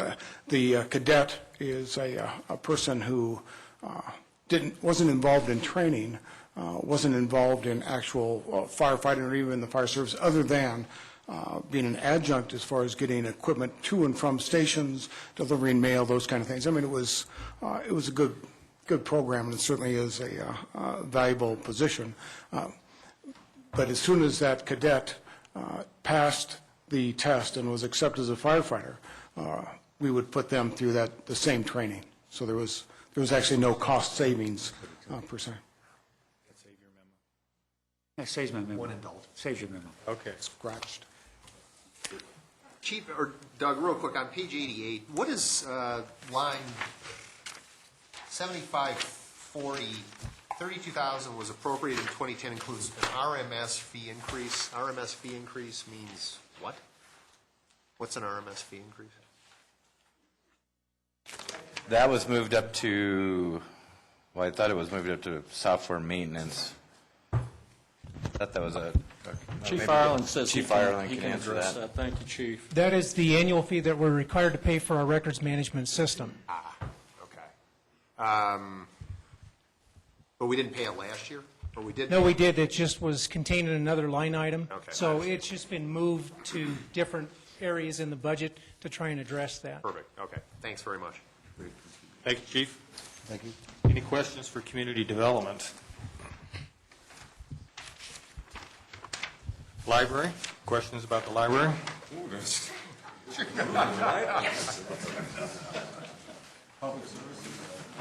Why are you skipping public services on purpose? Yeah, why not? Questions about the museum? Okay. If we're going to refine it all, on page 159, I don't understand the second bullet at the top, what long-term sustainability means in this context. The whole bullet says, operate in a fiscally responsible manner that promotes long-term sustainability. Page 159. What page you on? 159. Okay, Mr. Nims. Museum sustainability is And I'm sorry, Peggy, I couldn't hear all of your question back there. Could you repeat that? Okay. You got that page? Yes, ma'am. Okay, that bullet, okay. Operate in a fiscally responsible manner that promotes long-term sustainability. What does sustainability mean in that context? Well, it means, in that context, it would mean sustaining the current operations of the museum as they're constituted within the parameters that are handed down to us by the finance department in this instance. In most instances, it would be simply operating in a fiscally responsible manner, as would be indicated by your financial advisor or your accounting manager in some cases with different museums. In our case, we follow the dictums of the finance department. I guess I'm just wondering, why not just operate in a fiscally responsible manner, if that's what you're saying, which it sounds like you just did. Well, I think... Sustainability. I'm sorry? Take out the sustainability. Yes, ma'am, we'll take out sustainability. Any other questions?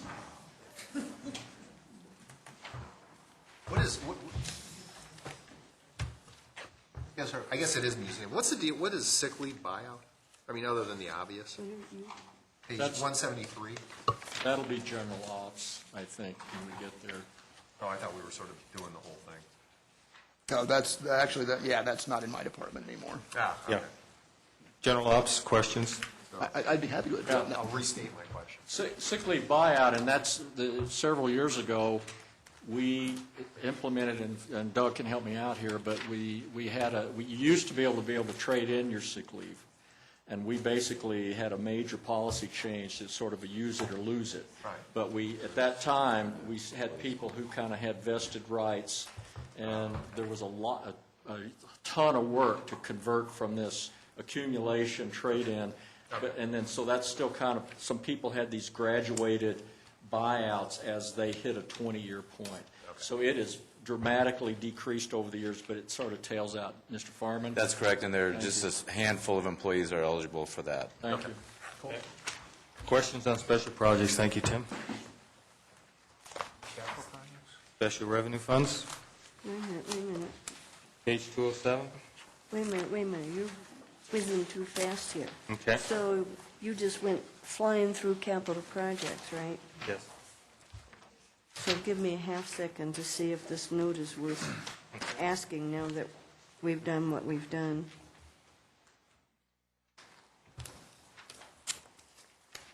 Took away one note, just a second.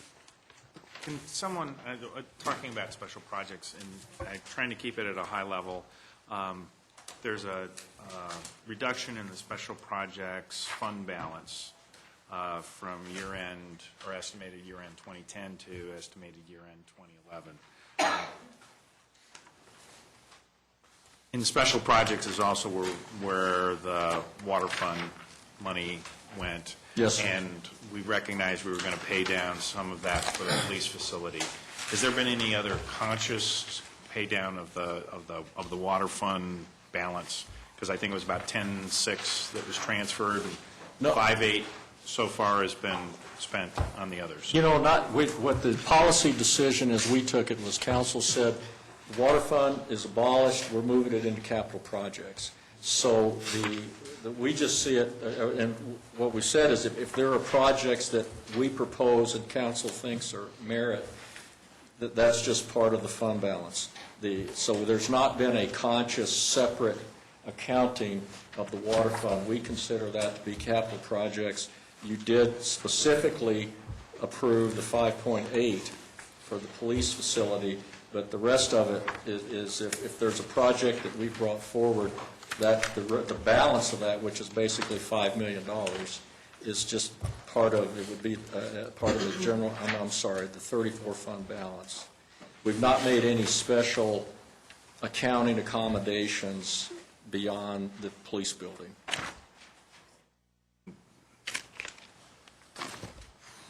I actually thought that we were going to track that, but I don't remember that. Yeah, I thought so, too. that's what I was. We'd have to just go through. I mean, I'm not sure I quite see the point of it, but if you wanted to, we could just go through and assign dollars. I mean, I'm not sure exactly. And the reason why I bring it up particularly, Jim, is if there was $5 million left, I mean, it says that we're spending it down, even given revenue coming in, because the fund balance projected for 2011 ends up at $3.4 million, which would be less than the balance. You're absolutely right, and if you recall in my budget message, I said that what we recommended was keeping a minimum balance in there to meet certificates of participation payments. But I guess what I would say to the council is if you see a project in here that you do not, or if there is a intent to say that there was supposed to be a minimum fund balance in there with the waterfront proceeds, then we probably need to go back and cut, and if you see projects here, or if you want to direct us to cut elements out of the 2011 proposed projects. I think these are projects that are, end up being authorized kind of on as they come up during the year too. Can we put into a separate special session a discussion of the special projects fund without doing that this evening? Yeah, I mean, my concern was that we know what happened to the water fund, so that we could tell a story of, this is the court case, this is when we transferred it in, and this is where the money went to. Okay. Because... And you mean narrative, not We can go lie, through right? and just put As in we can put a story, right? WF by the project. And then you can decide whether you want to. Well, you used to keep track of Tabor overages, for instance. did. And which projects the Tabor overages. I'm looking at something along that same. Yeah, and we did agree to have a sub-fund in here that we could track. I don't recall receiving that direction. No, I remember it on Tabor because Tabor specifically had language. Yeah. I don't recall any, and Mr. Farman can help me out here, or Mr. Cortese when they finish chatting down there. But we can put these on hold, we can come back. That's easy for us to put together, and then you can decide whether any of these merit, and if you want to have a separate accounting for the water fund, it's very easy for us to do. I'm going to suggest we stick it off to a special session. That's no problem. All right. So that gives you a chance to prepare, and we can get our mindset better around that. Sure. Yep. On page 179, the second to last, that was one of our Tabor. Oh, it's not second to last, excuse me, it's the fire burn building. Yes, ma'am. And that was one of the Tabors, so obviously, that's crediting back in, that's not going to happen, or is that on hold? In my judgment, it's on hold for probably a very long time, because I don't see, based on what I'm hearing from our partner in the fire center, which is Inglewood, and given the significant financial constraints that they're in, I don't see them being able to come to the table unless something extraordinary happens. And I think we also need to tag that one, because that was voted on by the voters. Yes, ma'am. As part of, so I can understand that it isn't going to happen, but I just kind of watching this money just get pushed back into this pool. Sure, there's a couple things I think we need to flag. And is this the one, and maybe not, is this the fund where the bowls money is going to go? That's on the other page, 178. One what? I'm sorry. That's correct. The $1.3 million? Yeah, so Yeah, it's there's $1.3 177. million from The state. CDOT It- that they sold us that. Charlie's got a 800. burning to spend $800,000 to repay the whole thing, right? Right. Well, we So received what do the we money. do? I'm sorry, excuse me, I didn't mean to, I'm looking back at Tiffany, but let me let you finish your question. Well, so that's $500,000 difference. So is that anything are we just going to put that into special projects? Is that, where does that land? That probably lands between looking at the contract from the state and maybe getting some advice from, I don't see Suzanne here. Or Charlie's come to the table, seems to want to speak to that. Go ahead, Charlie. That money needs to be spent on Bowles Avenue, sidewalk, landscaping, the roadway, the bridge, traffic signalization, signage. It needs to be spent functionally in that area. And we can expand it to use a large term, but you can't use it for No, that's something what I wanted to make sure of. So if that probably needs to be called out here, too, that Okay, there's and the bowls money, because otherwise, you know, it just starts churning through, and after a couple of years, everybody's memory starts to... Well, and we can identify that for you. I do not think that CDOT absolutely specifies that it has to be used for bowls. So, but that's a council, if council says, we want that $500,000, Charlie comes back and says, I've rebuilt bowls, and I think it's going to last, I'm just saying, 15 years. And if council wants to make a determination, we're going to put that $500,000 aside, and it's not going to be spent on anything but bowls, even if it's another 10 or 15 years, then we can do that. Yes, ma'am. Well, that's not what 10 or 15 years, but I think, you know, we just got handed a big, huge street. We don't know what kind of services need to be done on it. That was $1.3 million we weren't expecting, but it could be, the expenses are going to come with that, too. So, I mean, I suppose it could just sit in this pool and do And we whatever know we need want to do but- some resurfacing of the road, because it's one of the worst potholed Right, you've got streets in Littleton. $800,000 for that. Yeah, it's approximately that amount to resurface, and there may be other improvements that might increase that amount, or... Well, as Mr. Shermanick said, none of this money going to be spent January 1st. I mean, so We're certainly happy to come back and have a special session. I think, given his questions, your questions about the water fund, we ought to just have a special session.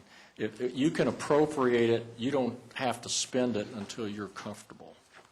And so we can certainly come back, do the accounting, set up special accounts, put them in under a special label for Bowles, Tabor, water fund. That's very doable. And Tiffany might actually spend a little bit on color tabs for those projects. That's extra. Oh, I got a shake of the head. Yeah. Sorry, your color tabs. Yeah, that's very easy for us to accommodate that request, and like I said, we're not going to spend any of this money unless council is absolutely comfortable. Okay. Anything else on special? Peggy? On page 180, I have 3 questions. What on page?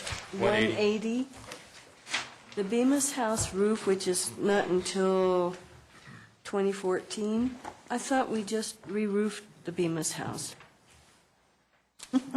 That is, well, the money is correct, it's just not under the right heading. It should be under Bemis House. We are looking at other renovations through the state grant process, and this would be our matching fund. It's just, was stuck in there as the Bemis House. It shouldn't be Bemis House roof. That's why it's stuck out there, because we wanted to plug in some money for matching. Finance grants. won't let them have another line item, so they... Yes. Okay, so it's... So take the roof off. Yeah, we'll take it. Okay, well, I just wondered on Now, that. once Then- it's in there, it's there forever. Finance will never let us take it out. That's true. Then I have Record retention. 2 items that I'd like us to talk about, maybe when we do the special meeting. Yes, ma'am. The city center roof replacement, which is scheduled in 3 segments, and if indeed the financial situation, economic situation holds, I'd like us to consider doing all of that in next year. If we can I think we would get a really good bid on it, and then we would have a roof that we wouldn't be worrying about for a long time. If we had a bad situation down the road in a year or 2, we'd already have a good roof and not worry about where to get, how to get it done without a lot of umbrellas up there. The other project is the exterior parking lot lighting. I'm assuming, having talked a little bit to Phil about this week, that we would have some cost savings in energy use. I may have overstated that.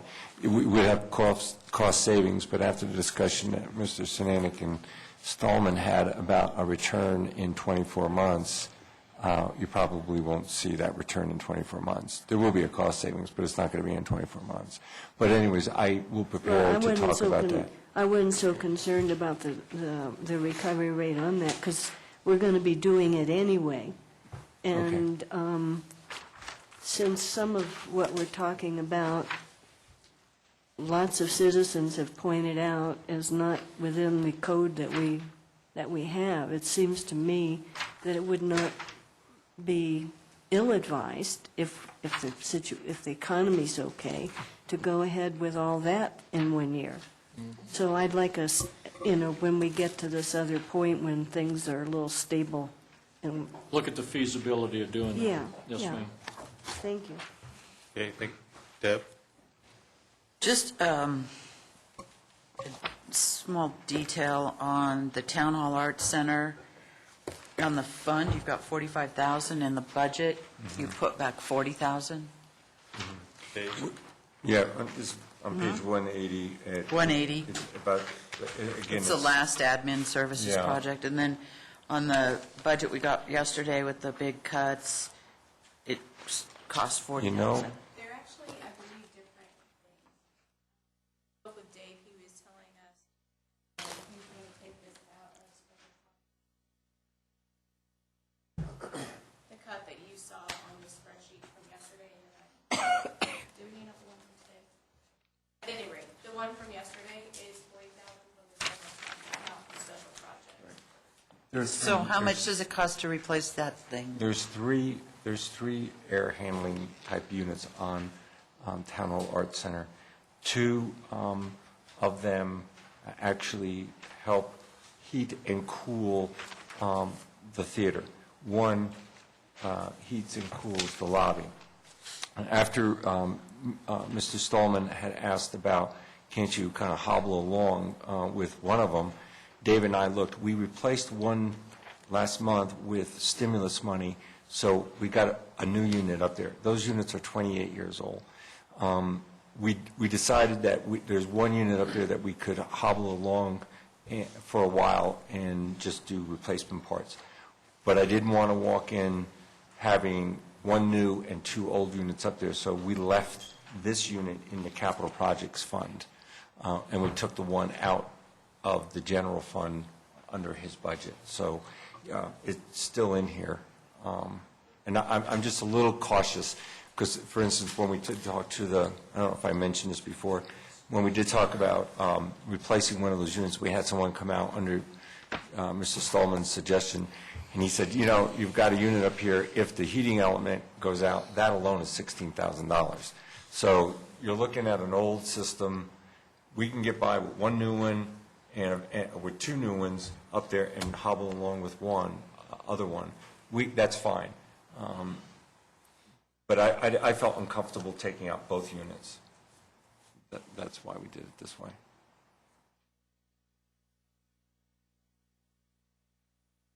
Want it on the hit list when we come back? Well, yeah, we can No, talk about it. I just had, first time I heard we have 3 units up there. So Yeah, I actually. figure, we were talking about it, I figured there was one. We're not going to change it. I didn't realize there's 3, one's brand new. Yeah. I mean, that's probably good information. Sorry if I misled you. Well, and it's all over in here then, because I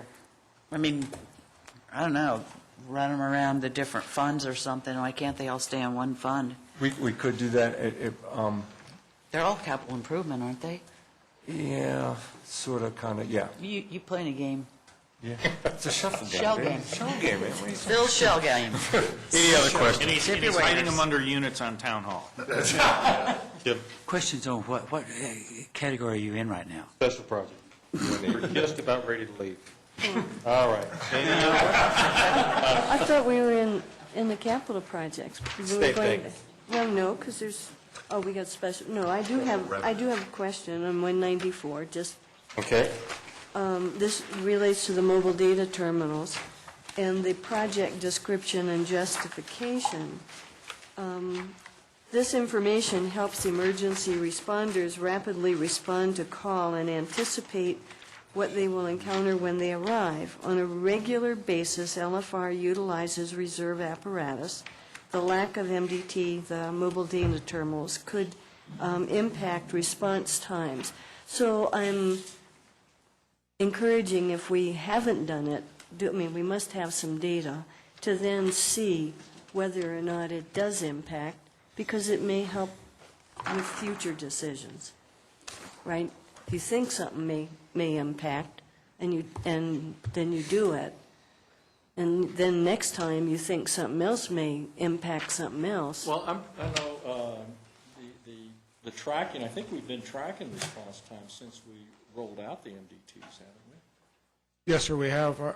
I believe that Councilmember Cole is referring to To the reserve tracking the unit. reserve apparatus specifically. Right. Is that correct? Yeah. Okay, Yeah. so the data, so kind of a trend line. What she's For really reserve- looking for is what's the response time from the reserve apparatus that doesn't have an MDT versus the response time to a non-reserve apparatus that does have an MDT? Well, And frankly, that's going to be dependent on all sorts of variables, like which station that reserve goes in to replace. well, actually, you're often very good at saying what I mean, but this time you're wrong. Okay. But most of the time. Most of the time, That's like one for Peggy. I improve with age. Birthday, doesn't it? I do want to know, if we're approving this, then if you have data right now, then does it actually improve it? You know, it's it's not a fault thing, just be nice to see. Include it, if we have the data, put it in there. Yeah. I gotcha. The effect right on that unit, right? Because our use of reserve is a question that comes up quite often, and how much and how we want to make sure the reserve things that we have the exact same capabilities. Is that okay? That's certainly. I just want to point out that we use those reserves almost daily. And the absence of a mobile data terminal does affect the operation. I don't know that we track actual response times with reserve apparatus. It's usually the unit. So it's, if I'm trying to track Station 11 or Engine 11, whether they are running in their front line or in a reserve, we really don't differentiate. So even though the mayor didn't say it quite right, the answer probably is we don't have the data. The short answer is we don't have data. Yeah. So since we don't have the front end, we can't do the back end, so. Right. Okay. I just wanted to see change, to see if it really would help, so. Questions on public facilities or conservation trusts? Can I ask, I guess, Where are we? What page are we on? We're on 212. No, we're not. Special- No, we're not. You're on 212. I just have this, it's under special revenue funds. Okay, which has miscellaneous revenue and undesignated projects. What page? 207, 208, 209, okay, which is, help me understand what this is unless it's a placeholder. Yeah, it is a placeholder. And what we'll do, public facilities is a special fund that is where people have paid in, commercial properties over the year have paid in when they subdivide, when they plat, they pay in a public facilities fee. We typically just appropriate it as undesignated, and then when we have a specific project, we will bring that back to you, and council approves that on a project-by-project basis. We just appropriate it so we don't have to come back and do a budget amendment during the year to get the money appropriated. Okay, so this is kind of the addendum to the special projects fund. Yes, sir, it is. In fact, I will tell you, we will be back in front of you with a potential joint project with Douglas County to replace the traffic signalization at County Line Road and Broadway, which I think happens to be in District 3, but that's irrelevant. Which intersection? Happens to be in District 4. Which intersection? District 4. That's still Which irrelevant. corner? That one's all District 4, as far as what's part is Littleton. Okay. Okay. I have Yes, ma'am. on page 199. That's going backwards. Yeah. Okay. Mr. Chance. Chief Mullen, on this video, what all does that include, that 110,000? And is that just for one station? No, ma'am, it is not just for one station. It's to connect all 8 stations. Right now, we conduct training at Station 12 there on Broadway. Okay. Which necessitates bringing all of our units at some time during the day into Station 12 to receive that training. This would enable us to teleconference and actually push that training out to all the other stations and thus not only conserve fuel, but also keep our units in their districts. What all does that include, that 110? It's hardware and software. Okay. Yes, ma'am. And let me just point out, Debbie, that also, we anticipate the partners will share in 2/3 of that. Okay. So that's a joint project that when we presented the budget to them. And there's not really any ongoing on that. That's a one-time cost. That is correct. Okay. so this has got all the stations plugged in, not just, I mean, it's got all the ranch All 8 and stations. the, yeah, okay, Yes, okay. yes, sir. The partners were They're all actually, getting Skype outlets. they are. Huh? Little Getting Skype. outlets. It is costed out on the full, an 8-station basis, yes, sir. And the partners were supportive of this. They thought it was a good idea and I think time Yeah. coming. heard that at one of the district It boards. saves money, too. Okay. Okay, page 212, consolidated revenue. Grants, shopping cart, open space. How much of the, wasn't it, there was a lot of detail here from South Suburban. What is the assumption in the budget vis-à-vis the, sort of the requests they're making in here as far as the city sharing? I'm going to have Tiffany come up because she's worked with the South Suburban staff on that. What page are we on? 223. Oh, geez. You said open space. Well, I'm We know that. going through, we'll be back at 214 as soon as this is finished. God. Every year, South Suburban submits a budget to the city of Littleton because we share in the cost of the maintenance of the South Platte Park. This is the first initial budget that they've given us. If I remember correctly, they still have not approved this through their board of directors. I think it still has to go through approval. Thank you. This budget right here assumes that everything that they have submitted to us will be in the budget for 2011. One thing that we did a little different this year for South Suburban is, if you remember last year, we paid for a portion of it out of the open space fund. In 2011, I'm proposing, city manager's proposing that we pay. We know the truth. Sorry, Jim. Jim, this is the opportunity for you to just kind of shake your head up and down. I apologize. I think you'll have some quality time with him tomorrow. Is there a review coming up, Tiffany? Hold on. What we're proposing in 2011 is that the full portion be paid out of open space. We're limited in the Arapahoe County portion to 10% of what we receive. You'll see that we're proposing to pay $72,500 out of open space revenues from Arapahoe County. The Jefferson County will pick up the rest of the portion of that cost for South Platte River, South Platte Park. But unless we see, Mr. Stallman, unless we see a significant increase, and they didn't have a significant increase, we really don't, if it's fairly status quo, we pretty much just accept it. And then, as Tiffany said, it's subject to, because their budget process lags a little bit behind ours, but we just pretty much load it in unless there's something that's really, a significant change. Well, and I didn't reconcile any of this. The way this thing was written, they were very polite in asking for a certain amount of money. And the thing that, of course, dawned on me was they had their tax increase go through in May, and I guess I wondered if there was any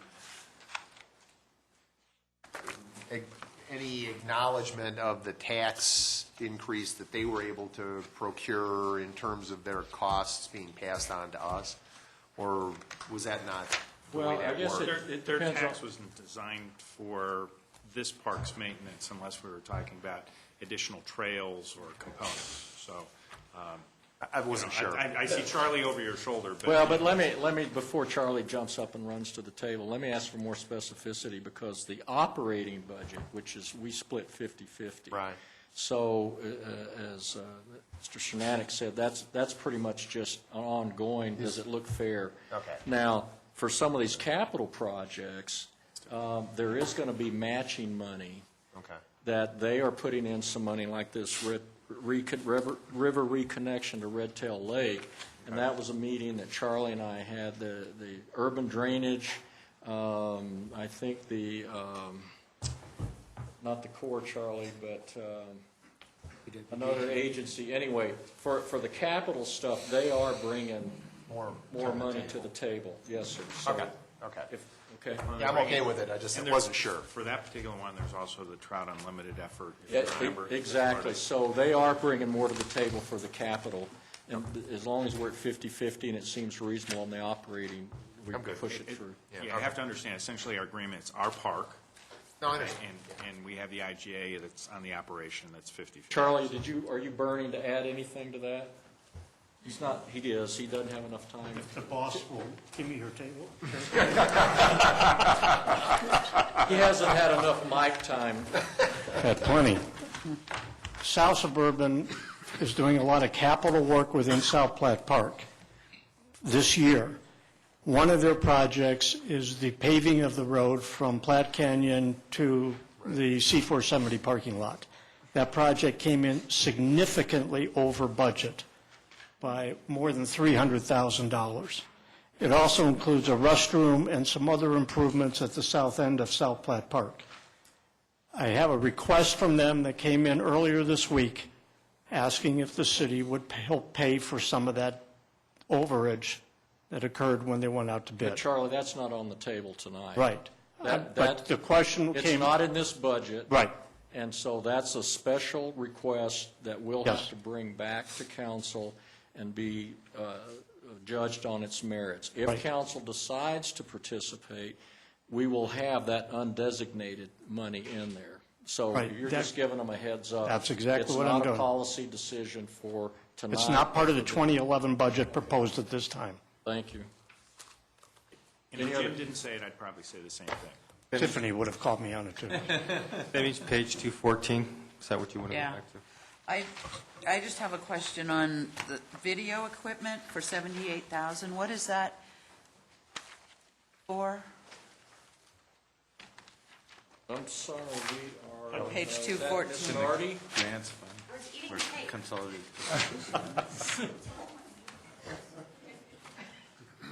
I think Queen Tiffany said, let them eat cake. I know what it is. I did it. I'm guilty. As you know, you have a PEG fund, and the PEG fund can only be used for capital purchases for furthering the television production equipment. The cameras in the city council chambers are about 10 years old, and we've had problems with one of those cameras. And we've had it repaired, and it was kind of expensive, but we think the power supplies are going to go on those pretty soon. So rather than have a catastrophic failure of the whole thing, which we could be down for a really long time because that stuff isn't just off the shelf, we'd have to order it and arrange to have it installed. Your PEG fund, Tiffany calls it something else, but we don't spend the entire $55,000 of revenue that comes in each year. And so I call it an escrow account, the money that we don't spend every year that can only be spent on video equipment. Tiffany calls it something else. But whatever it is, there's money there that has to be spent on video equipment. So I thought I'd throw it out there to see if you wanted us to look at replacement of the TV cameras in the council chamber next year.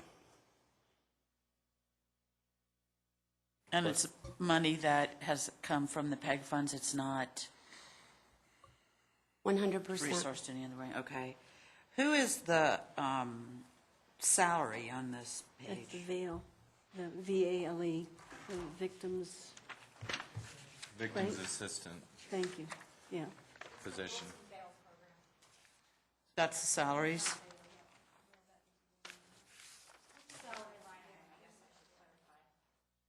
I don't know how you, what Is that number on you page want. 214 is 16. That's the part-time, No, there's one for 61,750. Okay. Okay.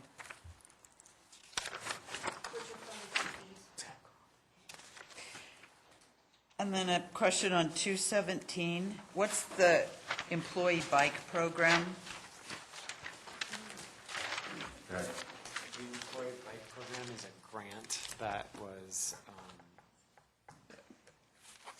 written for wellness, and it's through, and Jim, you sent us the Health Department of Tri-Cities Department of Health. yeah, it's through like Tri-County. Tri-County. Bicycles? Yeah. Tricycles County Health. Tricycles County Health.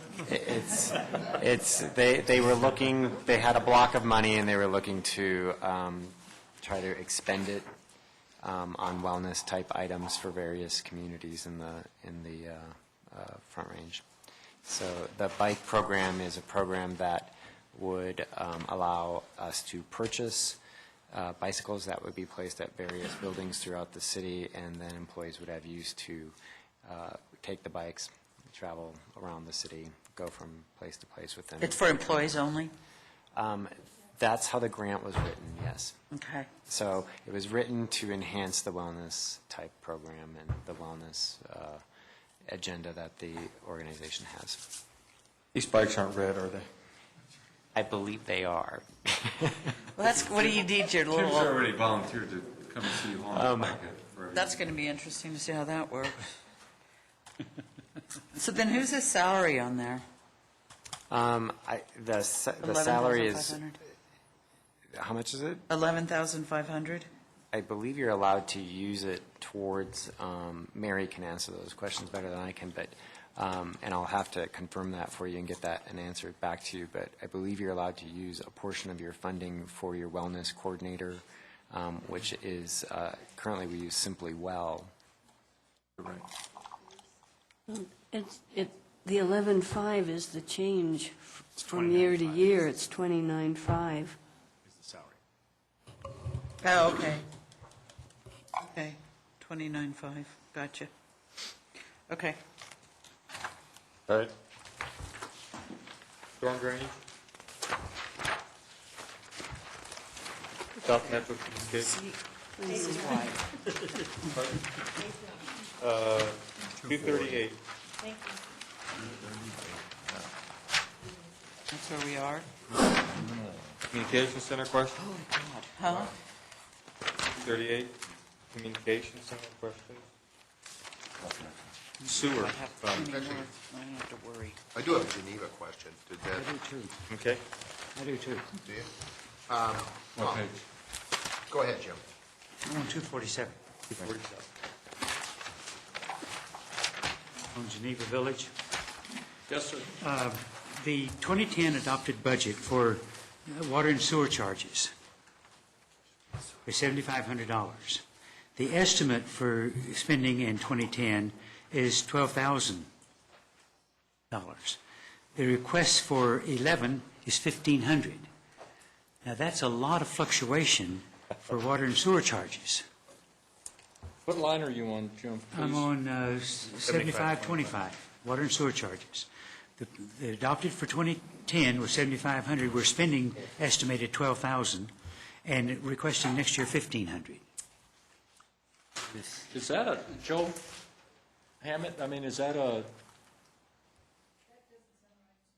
maybe that's a, let us get back to you on that, Jim. Maybe that's a, A typo someplace in there. yeah. You can't have that much I fluctuation. wonder if that should be a 7 instead of a 1. Or a 10. Or your decimal off, 15. Yeah, we'll go ahead and research that. And then the second question I have on Geneva, as I look at this, you're transferring out in 8,500, you're transferring out to the general fund $62,000. Yes, sir. You have a fund balance left of $162,000 in that account. You're going to bring in under revenue for next year $126,000. Why don't you transfer more money out? The 162 is expenditures, not fund balance. Yeah, the fund balance, look, Jim, look on 245, you'll see the fund balance is actually dropping from 129 year-end estimate, well, Okay. 177 to 98. And that's, that actually, Dan and Joe were saying that 98, we think is, I think it's about 3,500 per unit, Joe? So they thought we could, in fact, transfer more fund balance. So that's actually, we're actually moving. Because that'll give us a little more revenue into that. Yes, sir. Yes, sir. And that's exactly what happened. Those numbers reflected a little bit more accurately. Thank you. Yes, sir. I've got some sort of somewhat of a similar maybe construction question to what Jim was asking on this water sewer. Last year, we did the building improvements, we did the windows, so that line item dropped from 80,000 to 7,500, which is fine. But the utility charges, basically, we're saying flat. I would kind of assume you'd see some pickup in utility savings as a result of having improved the energy efficient, the insulation of the buildings. And what you also get is the rate increase to absorb. Okay, I'm just throwing it out there. And I don't think you know the answer to that question right now. I think it's still too soon to tell. Yeah, it might be too soon to tell. Well, I guess ultimately, at some level, you'd ask the question, if there's no utility savings, why do we replace the windows? But, Comfort. And there's a couple ways to measure that. One is going to be, the only way you know whether you have energy savings or not is measuring the units of energy utilized. What this has to budget to is the cost of whatever units. no, that's, what I was assuming they were going to do was make some sort of an estimate and haircut it a little bit, but, it may not be a ton, but I just asked. We can investigate that issue, too. Try to Okay. get you an answer for that one. Okay. Sewer fund. Mr. Charlie just gave us a handout for us. Also page 249. So can we have 30 seconds to study this? Yeah. That was a joke. You want to have Charlie come up? You want to have him walk us through this? No, but I just, Okay. Oh, I wondered, are we supposed to respond to this at some point? Clearly not. Well, I was going to right give you a now. brief presentation, but I'll let you take a look at it. Okay, no, presentation's fine. Okay. This is the same model that we've used over the past few years, and we've updated it. It does give us a 5-year historical breakdown, and also a future forecast for the sewer fund. We've updated it for the account demographics. Page 1 is a summary. Page 2 is a list of all the accounts by breakdown, inside city, outside city, what the rate increases have been over the past couple of years. In 2010, we did have a 9% increase that the council approved. For 2011, we are projecting a 0% increase, and then you can see a 5%, 5%, 4%, 4% after that, based on just some modest increases of taps inside and outside. So very little growth is what we were anticipating. What we do have built in is the 280-unit project of Aspen Grove for 2010. That project is supposed to be permitted any day now. And so that is 280 units, which would be $1.4 million received as tap fees for 2010. A couple of the other major items that we have assumed, I think last year we talked a little bit about the ultraviolet project that would be jointly funded between Englewood and Littleton, 50% each. And Charlie's gotten some preliminary estimates on that of about $9 million right now. Last year, the council had voted to increase the ending cash balance by another $2 million up to $7 million minimum. And $2 million of that was supposed to be set aside for future capital needs.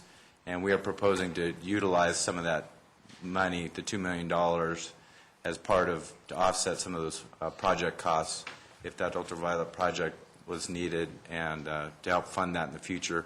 The other $2.5 million, which would be our $4.5 million obligation, would be proposed to be debt funded by a loan through the state. And I think we've got the terms, an assumption of 4% bond or loan for 20 years, so we do have some debt service in there, and that's built into those rate increases that you see. Those are the major items. We also have some treatment plant assumptions for the operating budget, and I think Charlie or Jim can probably answer some of those questions about the treatment plant operating budget. Bruce?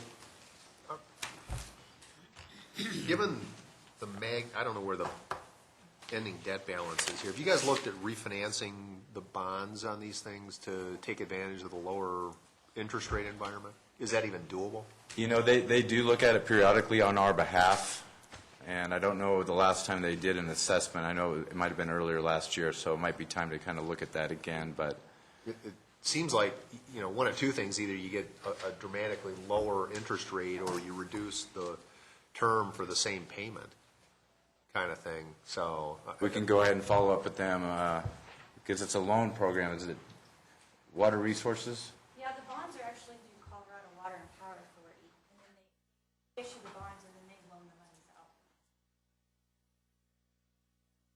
So they would be the ones that go to Come back. market. But it would, nothing precludes us from, does anything preclude us from refinancing? We're kind of almost at the mercy of the Yeah. Colorado Water and Power Authority.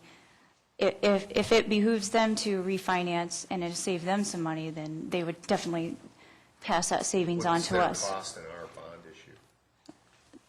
Well, it's the original issue that they issued. If they can reissue the original bonds for a lesser rate, then they can renegotiate the loans to all of the loan holders. You probably want to have a little briefing if you want to come in. The Water and Power Authority has a very unique, I mean, as Tiffany said, they pool all that, so we're pretty much accept their terms.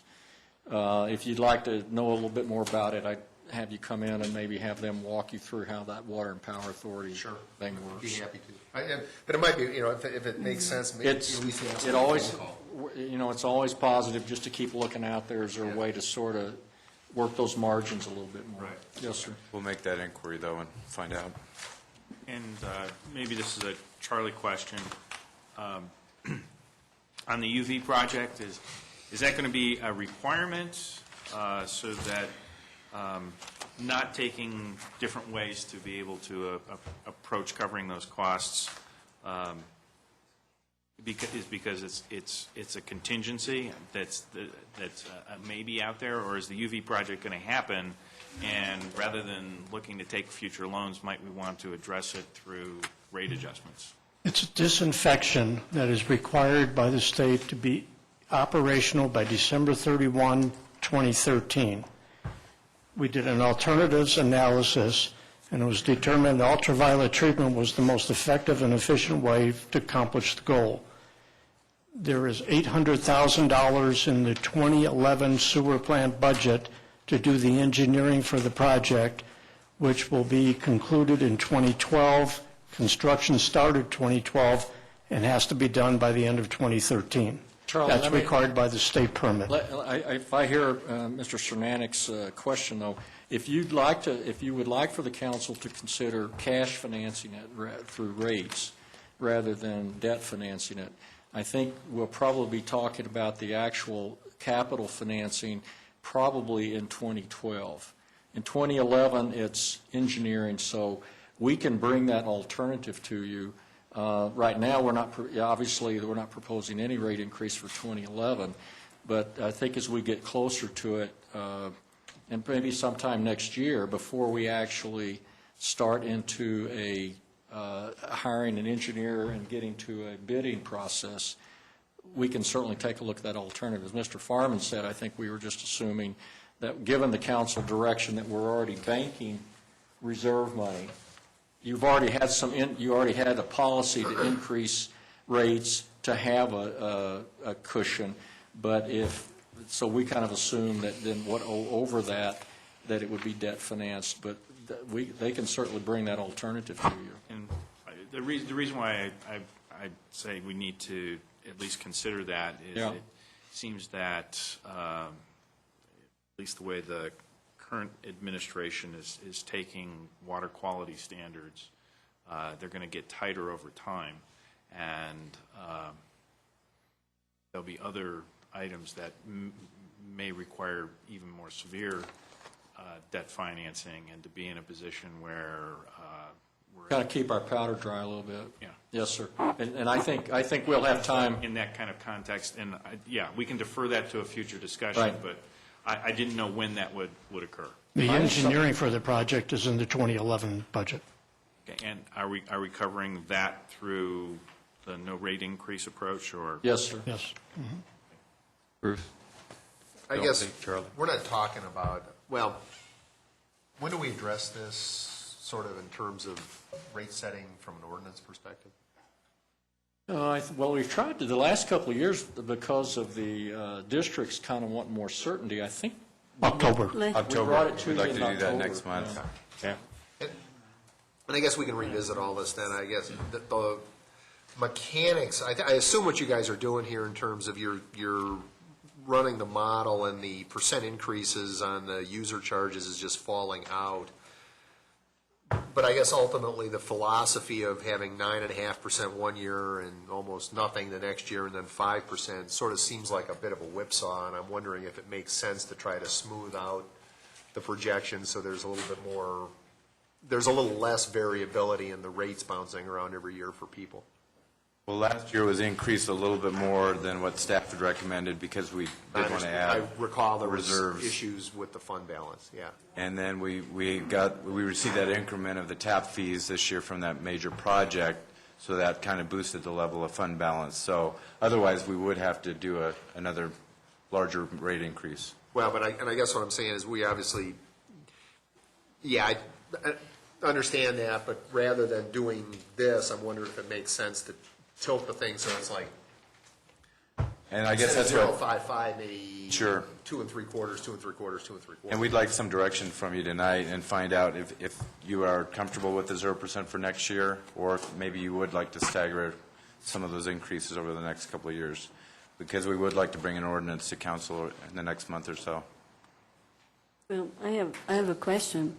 If the one ballot initiative passes that affects enterprises, how fast are you going to be able to calculate the impact of that? Well, we could bring in another ordinance back at that point in time. If we had to amend the rates at that point in time, we could do that. Well, probably in December. You know, but that's a good question, and I think it's an issue maybe council, maybe we ought to put on the table. We're not, we accelerated bringing that ordinance to you last year really kind of as a courtesy, and particularly the mayor had some discussions, and I think we had a study session where some of the districts were in. But you're not absolutely mandated to do that. Now, we've been doing it February, is it? Or? Well, in the past years, we'd actually done it later in the spring. Okay. But some of the districts, you know, are on a different budgeting schedule, and they had said, you know, we'd like to know earlier. So really, as a courtesy to them, you did that. If this council would say, you know what, we'd rather wait till after November 2 before we make a decision on 2011 rates, because we don't know, you can do that. I mean, I don't want to see you, but it's sort of a discussion. They called Charlie. Charlie has said, here's what we're proposing. And then I don't know, Charlie, in terms of their target dates, they like to have it earlier, but the council's not absolutely mandated to do that. There are two districts that we bill only one to the district, not to the customers, Roxborough and Ken Carl. And they have to adopt a budget on a calendar year. And they need some information in order to prepare their 2011 budget. It is very disruptive to them to get a different number in April or May. And as a result, last year, council considered the ordinance in October, increasing the fees by 9%. You know, when they absolutely have to adopt most of the districts have to adopt by December. December, yes. So I think there's maybe, if I understand your point, if council wanted to wait, there's a little bit of discretionary there, but it's really kind of what you want to do. Why don't you, I'm in favor, there's no reason not to adopt early to help Ken Carroll and Roxborough be able to do their budgets. Why don't you find out from them what their drop-dead date is to find out from us? And because the issue that Peggy's bringing up is if we adopt a increase now and 60 passes, then we have to go back and do a completely different increase. So if we can wait to do that until after the election. I can check with them and see if November will work. See if November will work. Obviously, it's going to affect them, too, because they're a government that would be affected by 60 as well. Yes, and So it might make sense for everybody to wait. Yeah. But we could check with them, yes, sir. Okay. But isn't it possible that you could go ahead and have like the first reading on an ordinance to do that at the end of October and amend it after the election? You could do that. And then that'll shorten that time frame up by 2 weeks. Yeah, I guess it just all depends on how soon they need it. So. Well, and I guess, you're right. I mean, actually, we weren't planning on bringing the final budget ordinance to you till November the 16th. So I'm not sure why we were going to put the the rate ordinance bring it first. Well, because that was the time frame we were set on, as determined by last year. We were trying to go on the Okay, so same. we were just sort of replicating, okay. And Why don't you let us do this? Given this Amendment 60 issue, which is a good one, let us talk to the districts and come back with a calendar that seems to work and is that they're comfortable with too, because it may just make as much sense for them to wait to see what's going to happen. But we can make those. And it may take quite a bit of time to try to figure out a new calculation and what the ramifications are. Yeah, my guess is it'll take a while to figure out. I mean, the assessor's going to take him a while just to assess it. One more piece of information. Mr. Sunanek asked about what if we fully funded that project with cash, and Tiffany ran a calculation. That would require a 6% rate increase in 11, 6% in 12, 8% in 13, and then 0% for the next 2 years. So that would be the difference from our rate schedule that we're proposing. Thank you, Tiffany. Charlie? I seem to remember that there was a new disinfection unit put into the plant in 2004 for $2 million or so. Now, 5 years later, 6 years later, we're doing a new, different disinfection units. The 2004 project included some infrastructure improvements that were required because the plant was 30 years old, some regulatory changes, and an expansion to 50 MGD. This disinfection affects ammonia and chlorine, which is applicable because the NPDES permit, the one issued by the state, just came out last year and put this application on us. As a result, it's a new treatment level that we have to go. That is a disinfection. That's why I referred back to the alternatives analysis to say, what are we going to do? I will tell you that I've talked to them extensively about the cost and looking at a treatment condition that would only be sized to accommodate what we have at the plant now in increments. But what you're telling me is, in 2004, when we were expanding the plant to 50 million gallons, we spent $2 million on a chlorine disinfectant. No, I'm not telling you that. No, I won't say that. Well, I would rather have Dennis approach you on that one. Unfortunately, I did not suggest he come tonight after sitting through last night, but if you want, I can have him prepare a report that addresses that question. Well, and also, we've got the joint meeting with Inglewood Council December. scheduled in December. So council will still have a chance to ask all of your technical questions. We're not going to let this engineering bid until probably spring of 2011. And we can have them fully brief you on this. okay.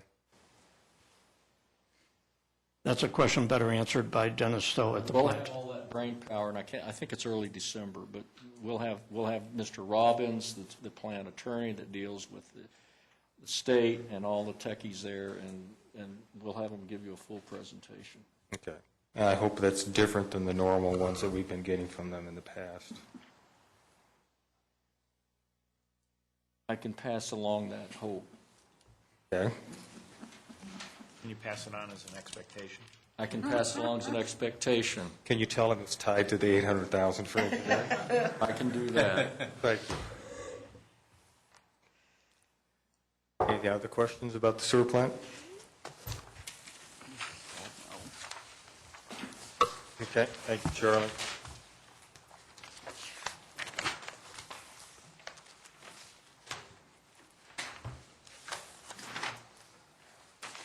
EMT.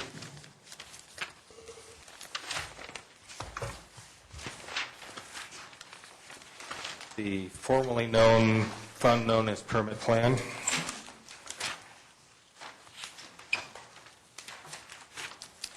Employee health insurance. Actually,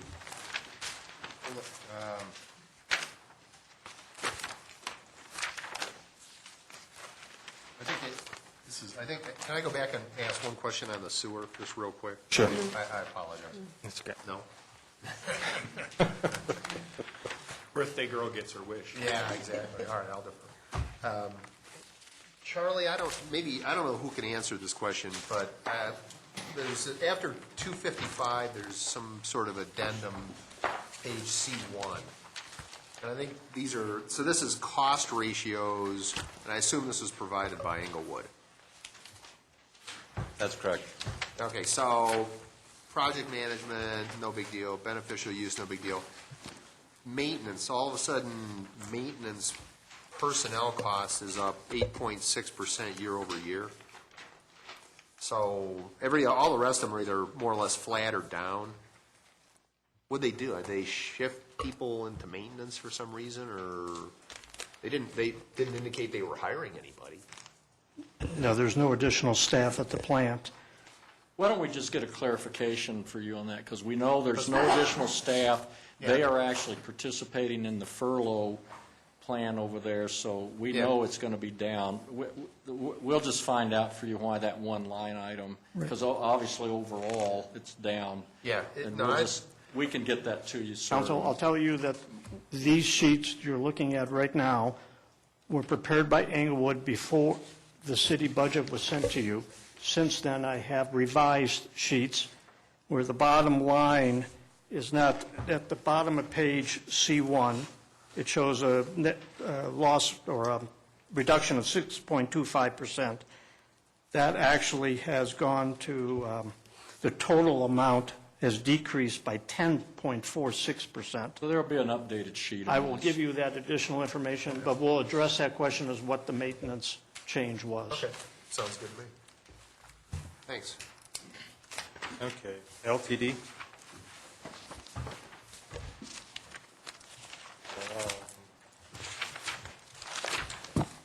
163, page 276, employment insurance. And it would, just a heads up on some of these, Eric, at some point in time, we should have some time. Is that leave that or a promise? You take it how you want, Jim. That's right. Fleet maintenance? I don't get to Going? spend enough time with Eric.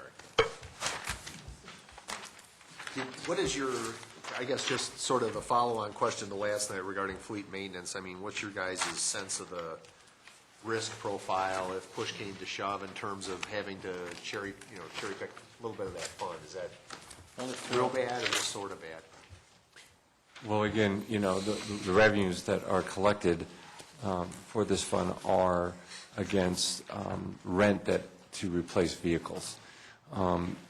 If you change this fund at all, Jim has his saying, mine, pay me now, pay me later. You can take money from it, but at some point in time, money that is in here is to replace vehicles. Well, which I absolutely respect, but per the sheet Phil requested, the ending cash balance on this thing has gone from $1,330,000 in 07 up to $1,666,000 this coming budget year. But we're sort of, again, with the combination of staffing and or maybe vehicle, looking at the fleet and deciding how many vehicles we need to do what. We need to get, I think, given your question about risk analysis, Mr. Stallman, we probably need to give you a little bit more definitive breakdown of that, because you can see the year-end dropped back to, we were at $1.2 million in 2009, and so we probably need to look at more of a trend line on that. Some of that also has to do with when we have major, larger pieces of equipment coming up. So, and the other thing is that, again, it's sort of, he has his pay me now, pay me later. I have my it depends. Right. So it kind of depends how much cash are you wanting to risk. No, that's sort of the question. So so I understand where you're coming from. I think we need to sit down with Alan and look at our 5-year replacement schedule and maybe give you a little bit better. I understand where you're coming from. Okay. How much could we sort of, with moderate risk level, if things got tight, right, how much could we reach in, dip in there and get and how much risk would it put us at? And let us think a little bit more But about during that. pre-budget, he told us, we had aging fleet in Yes. some Yes, ma'am. significant sectors of that fleet, so. Right, and that's why I think we need to think that through a little bit more, to link that with Mr. Stallman's risk question. Aging fleet costs went up $100,000, too.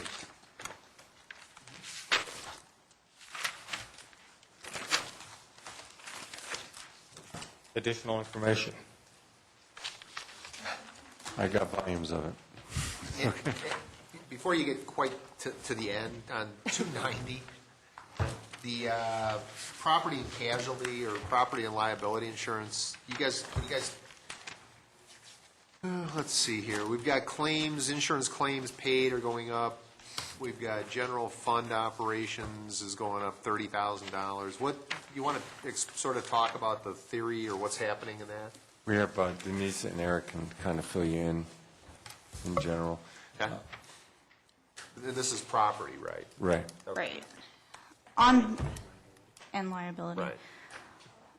Are your specific questions on the revenue side or on the expenditure side? What exactly? Guess they're more on the revenue side, as in... Why the changes from Yeah. prior years? Prior to 2010, this fund did not have a designated revenue source. We were transferring money from another insurance fund or the general fund to help fund claims and expenses out of this fund. In 2010, we decided that we needed to find a proper revenue source for this fund so that it'll function like the other internal service funds. And so we implemented about a 3-year program that we started in 2010, where we took the number of claims that were paid out in previous years for each fund and came up with a cost associated with that fund and the equipment and the liabilities that are in that fund. And so in 2010, we started charging each of those funds based on that allocation or review that we did, just so we could get a steady funding source for it. Okay. And the nature of the claims you guys you're experiencing, vehicle stuff? It actually is a very wide range of different types of claims. Certainly vehicles. We have quite a number of vehicles, police cars having accidents, dings, those kinds of things, so repair for that. You'll see environmental claims such as mold in buildings. You will see claims in there that we're managing from sewer backup, and that includes residential. Certainly in the winter times when we're running our plows, we can get a claim from sort of the backsplash, those types of things. It also is your liability for any type of claims against the organization from employees, those employment type claims. Okay, I get it, yeah. If philosophically or structurally, this is kind of a pooling of the deductibles or elimination periods across the various different items. Correct. Yes. All right, thank you all. No, you didn't ask other. Other? Yes. I had emailed council saying that I would like to change the department, our department description. Yes, you did. And mission. Yes. And I did say it, I think, Monday night, too. Yes, you did. So if you all didn't bring what I emailed you, it's not a dramatic thing, but do you have yours? I have one extra, I think.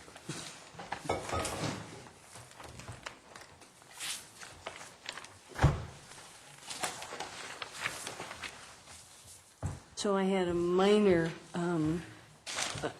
couple minor changes in the department description, which are in italics here, and then a new mission statement, because I took what's in the current mission statement and put most of that up in a new department in the opening. So you all can look at it I recommend this. I sort of, I was impressed, I think, by I think it was the city manager's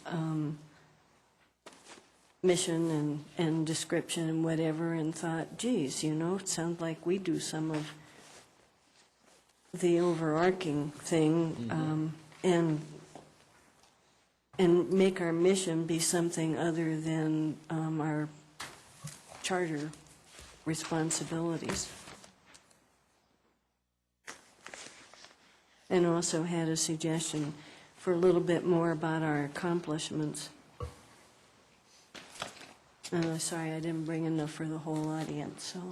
So you want to make a motion, change the department description? We probably have to change both of them at once. You want to do them separate? Yeah, Okay, change them both, So, either way. Maybe separate. Okay, I move that we change the department description as indicated on this handout. And if you want me to, I'll read it out loud. No, that's okay. Okay. I'll second. Okay, it's been moved and seconded to change the department description for the council that appears in the budget. Discussion? Council ready to vote? All in favor of changing the description as described on the handout, raise your hands. Okay, it's 6-1 with Jose voting no. Accomplishments? Well, mission then, so that was description. I'm sorry.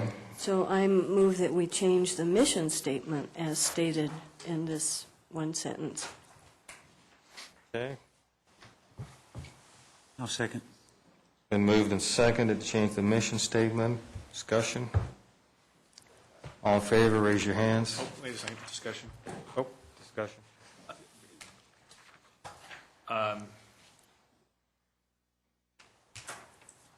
The only thing I think of is our mission, is this sounds too operational when we're actually establishing the policies for these and infrastructure rather than ensuring it themselves.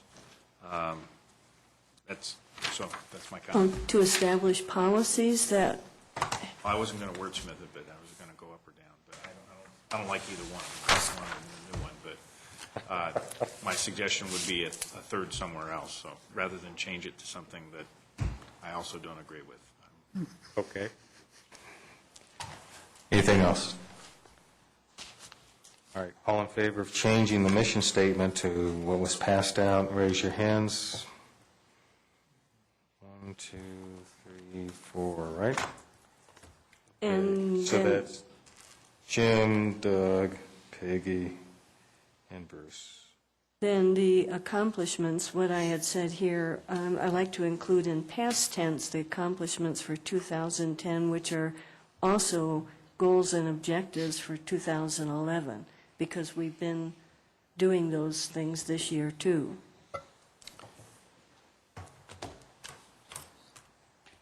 If you, So the motion is to, include in the past tense the accomplishments for 2010, which are also stated as goals, objectives for 2011. Because we're doing the ones now, and then 2011, we would be continuing to do them. okay, is there a second for that? I'll second it, but Peggy, I guess I don't follow what you really want to have happen here. Okay, let me find the page. 5. Okay. So, right now, for 2011, goals and objectives, says adopt an annual budget, conduct an annual workshop, et cetera, make annual appointments, et cetera, supervise and evaluate the city manager, city attorney, municipal judge. Those are things we did accomplish or are accomplishing in 2000, we have accomplished in 2010. So why wouldn't we show them as accomplishments there, even as we're going to also do them in 2011? Not having them as accomplished in 10 would almost imply we didn't do them, and yet we Sort of did. ongoing. I mean, they're sort of functional They're not special projects. They're No, not but- special things. They just are things we do every year. Right, but, well, that's true, but next year, if these are our, if the 2011 goals and objectives, right, stay in, next year, it will show our accomplishments for 2011 as what's currently listed as goals and objectives. So if we want to do something different than having this, at least a core of things that we have as goals and objectives, and then next year they show up, then we can do that, but it didn't, it seemed a little bit incomplete. I mean, it's big incomplete. So it's not anything exciting, but, and I had wondered also, and I didn't put it on here, as another accomplishment for 2010 was approving the funding for repairing Rio Grande and adding sidewalks. So, because we have the police department project in here, and certainly that's a big project on Rio Grande. Well, I mean,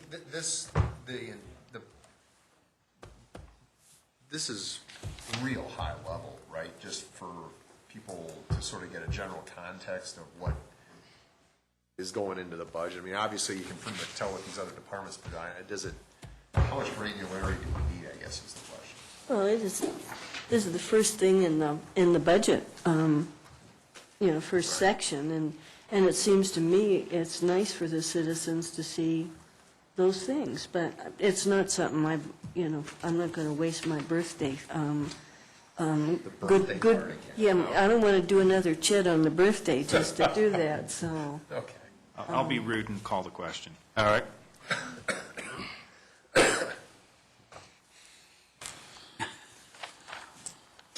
Just ignore it, Doug, and go ahead. Thank you.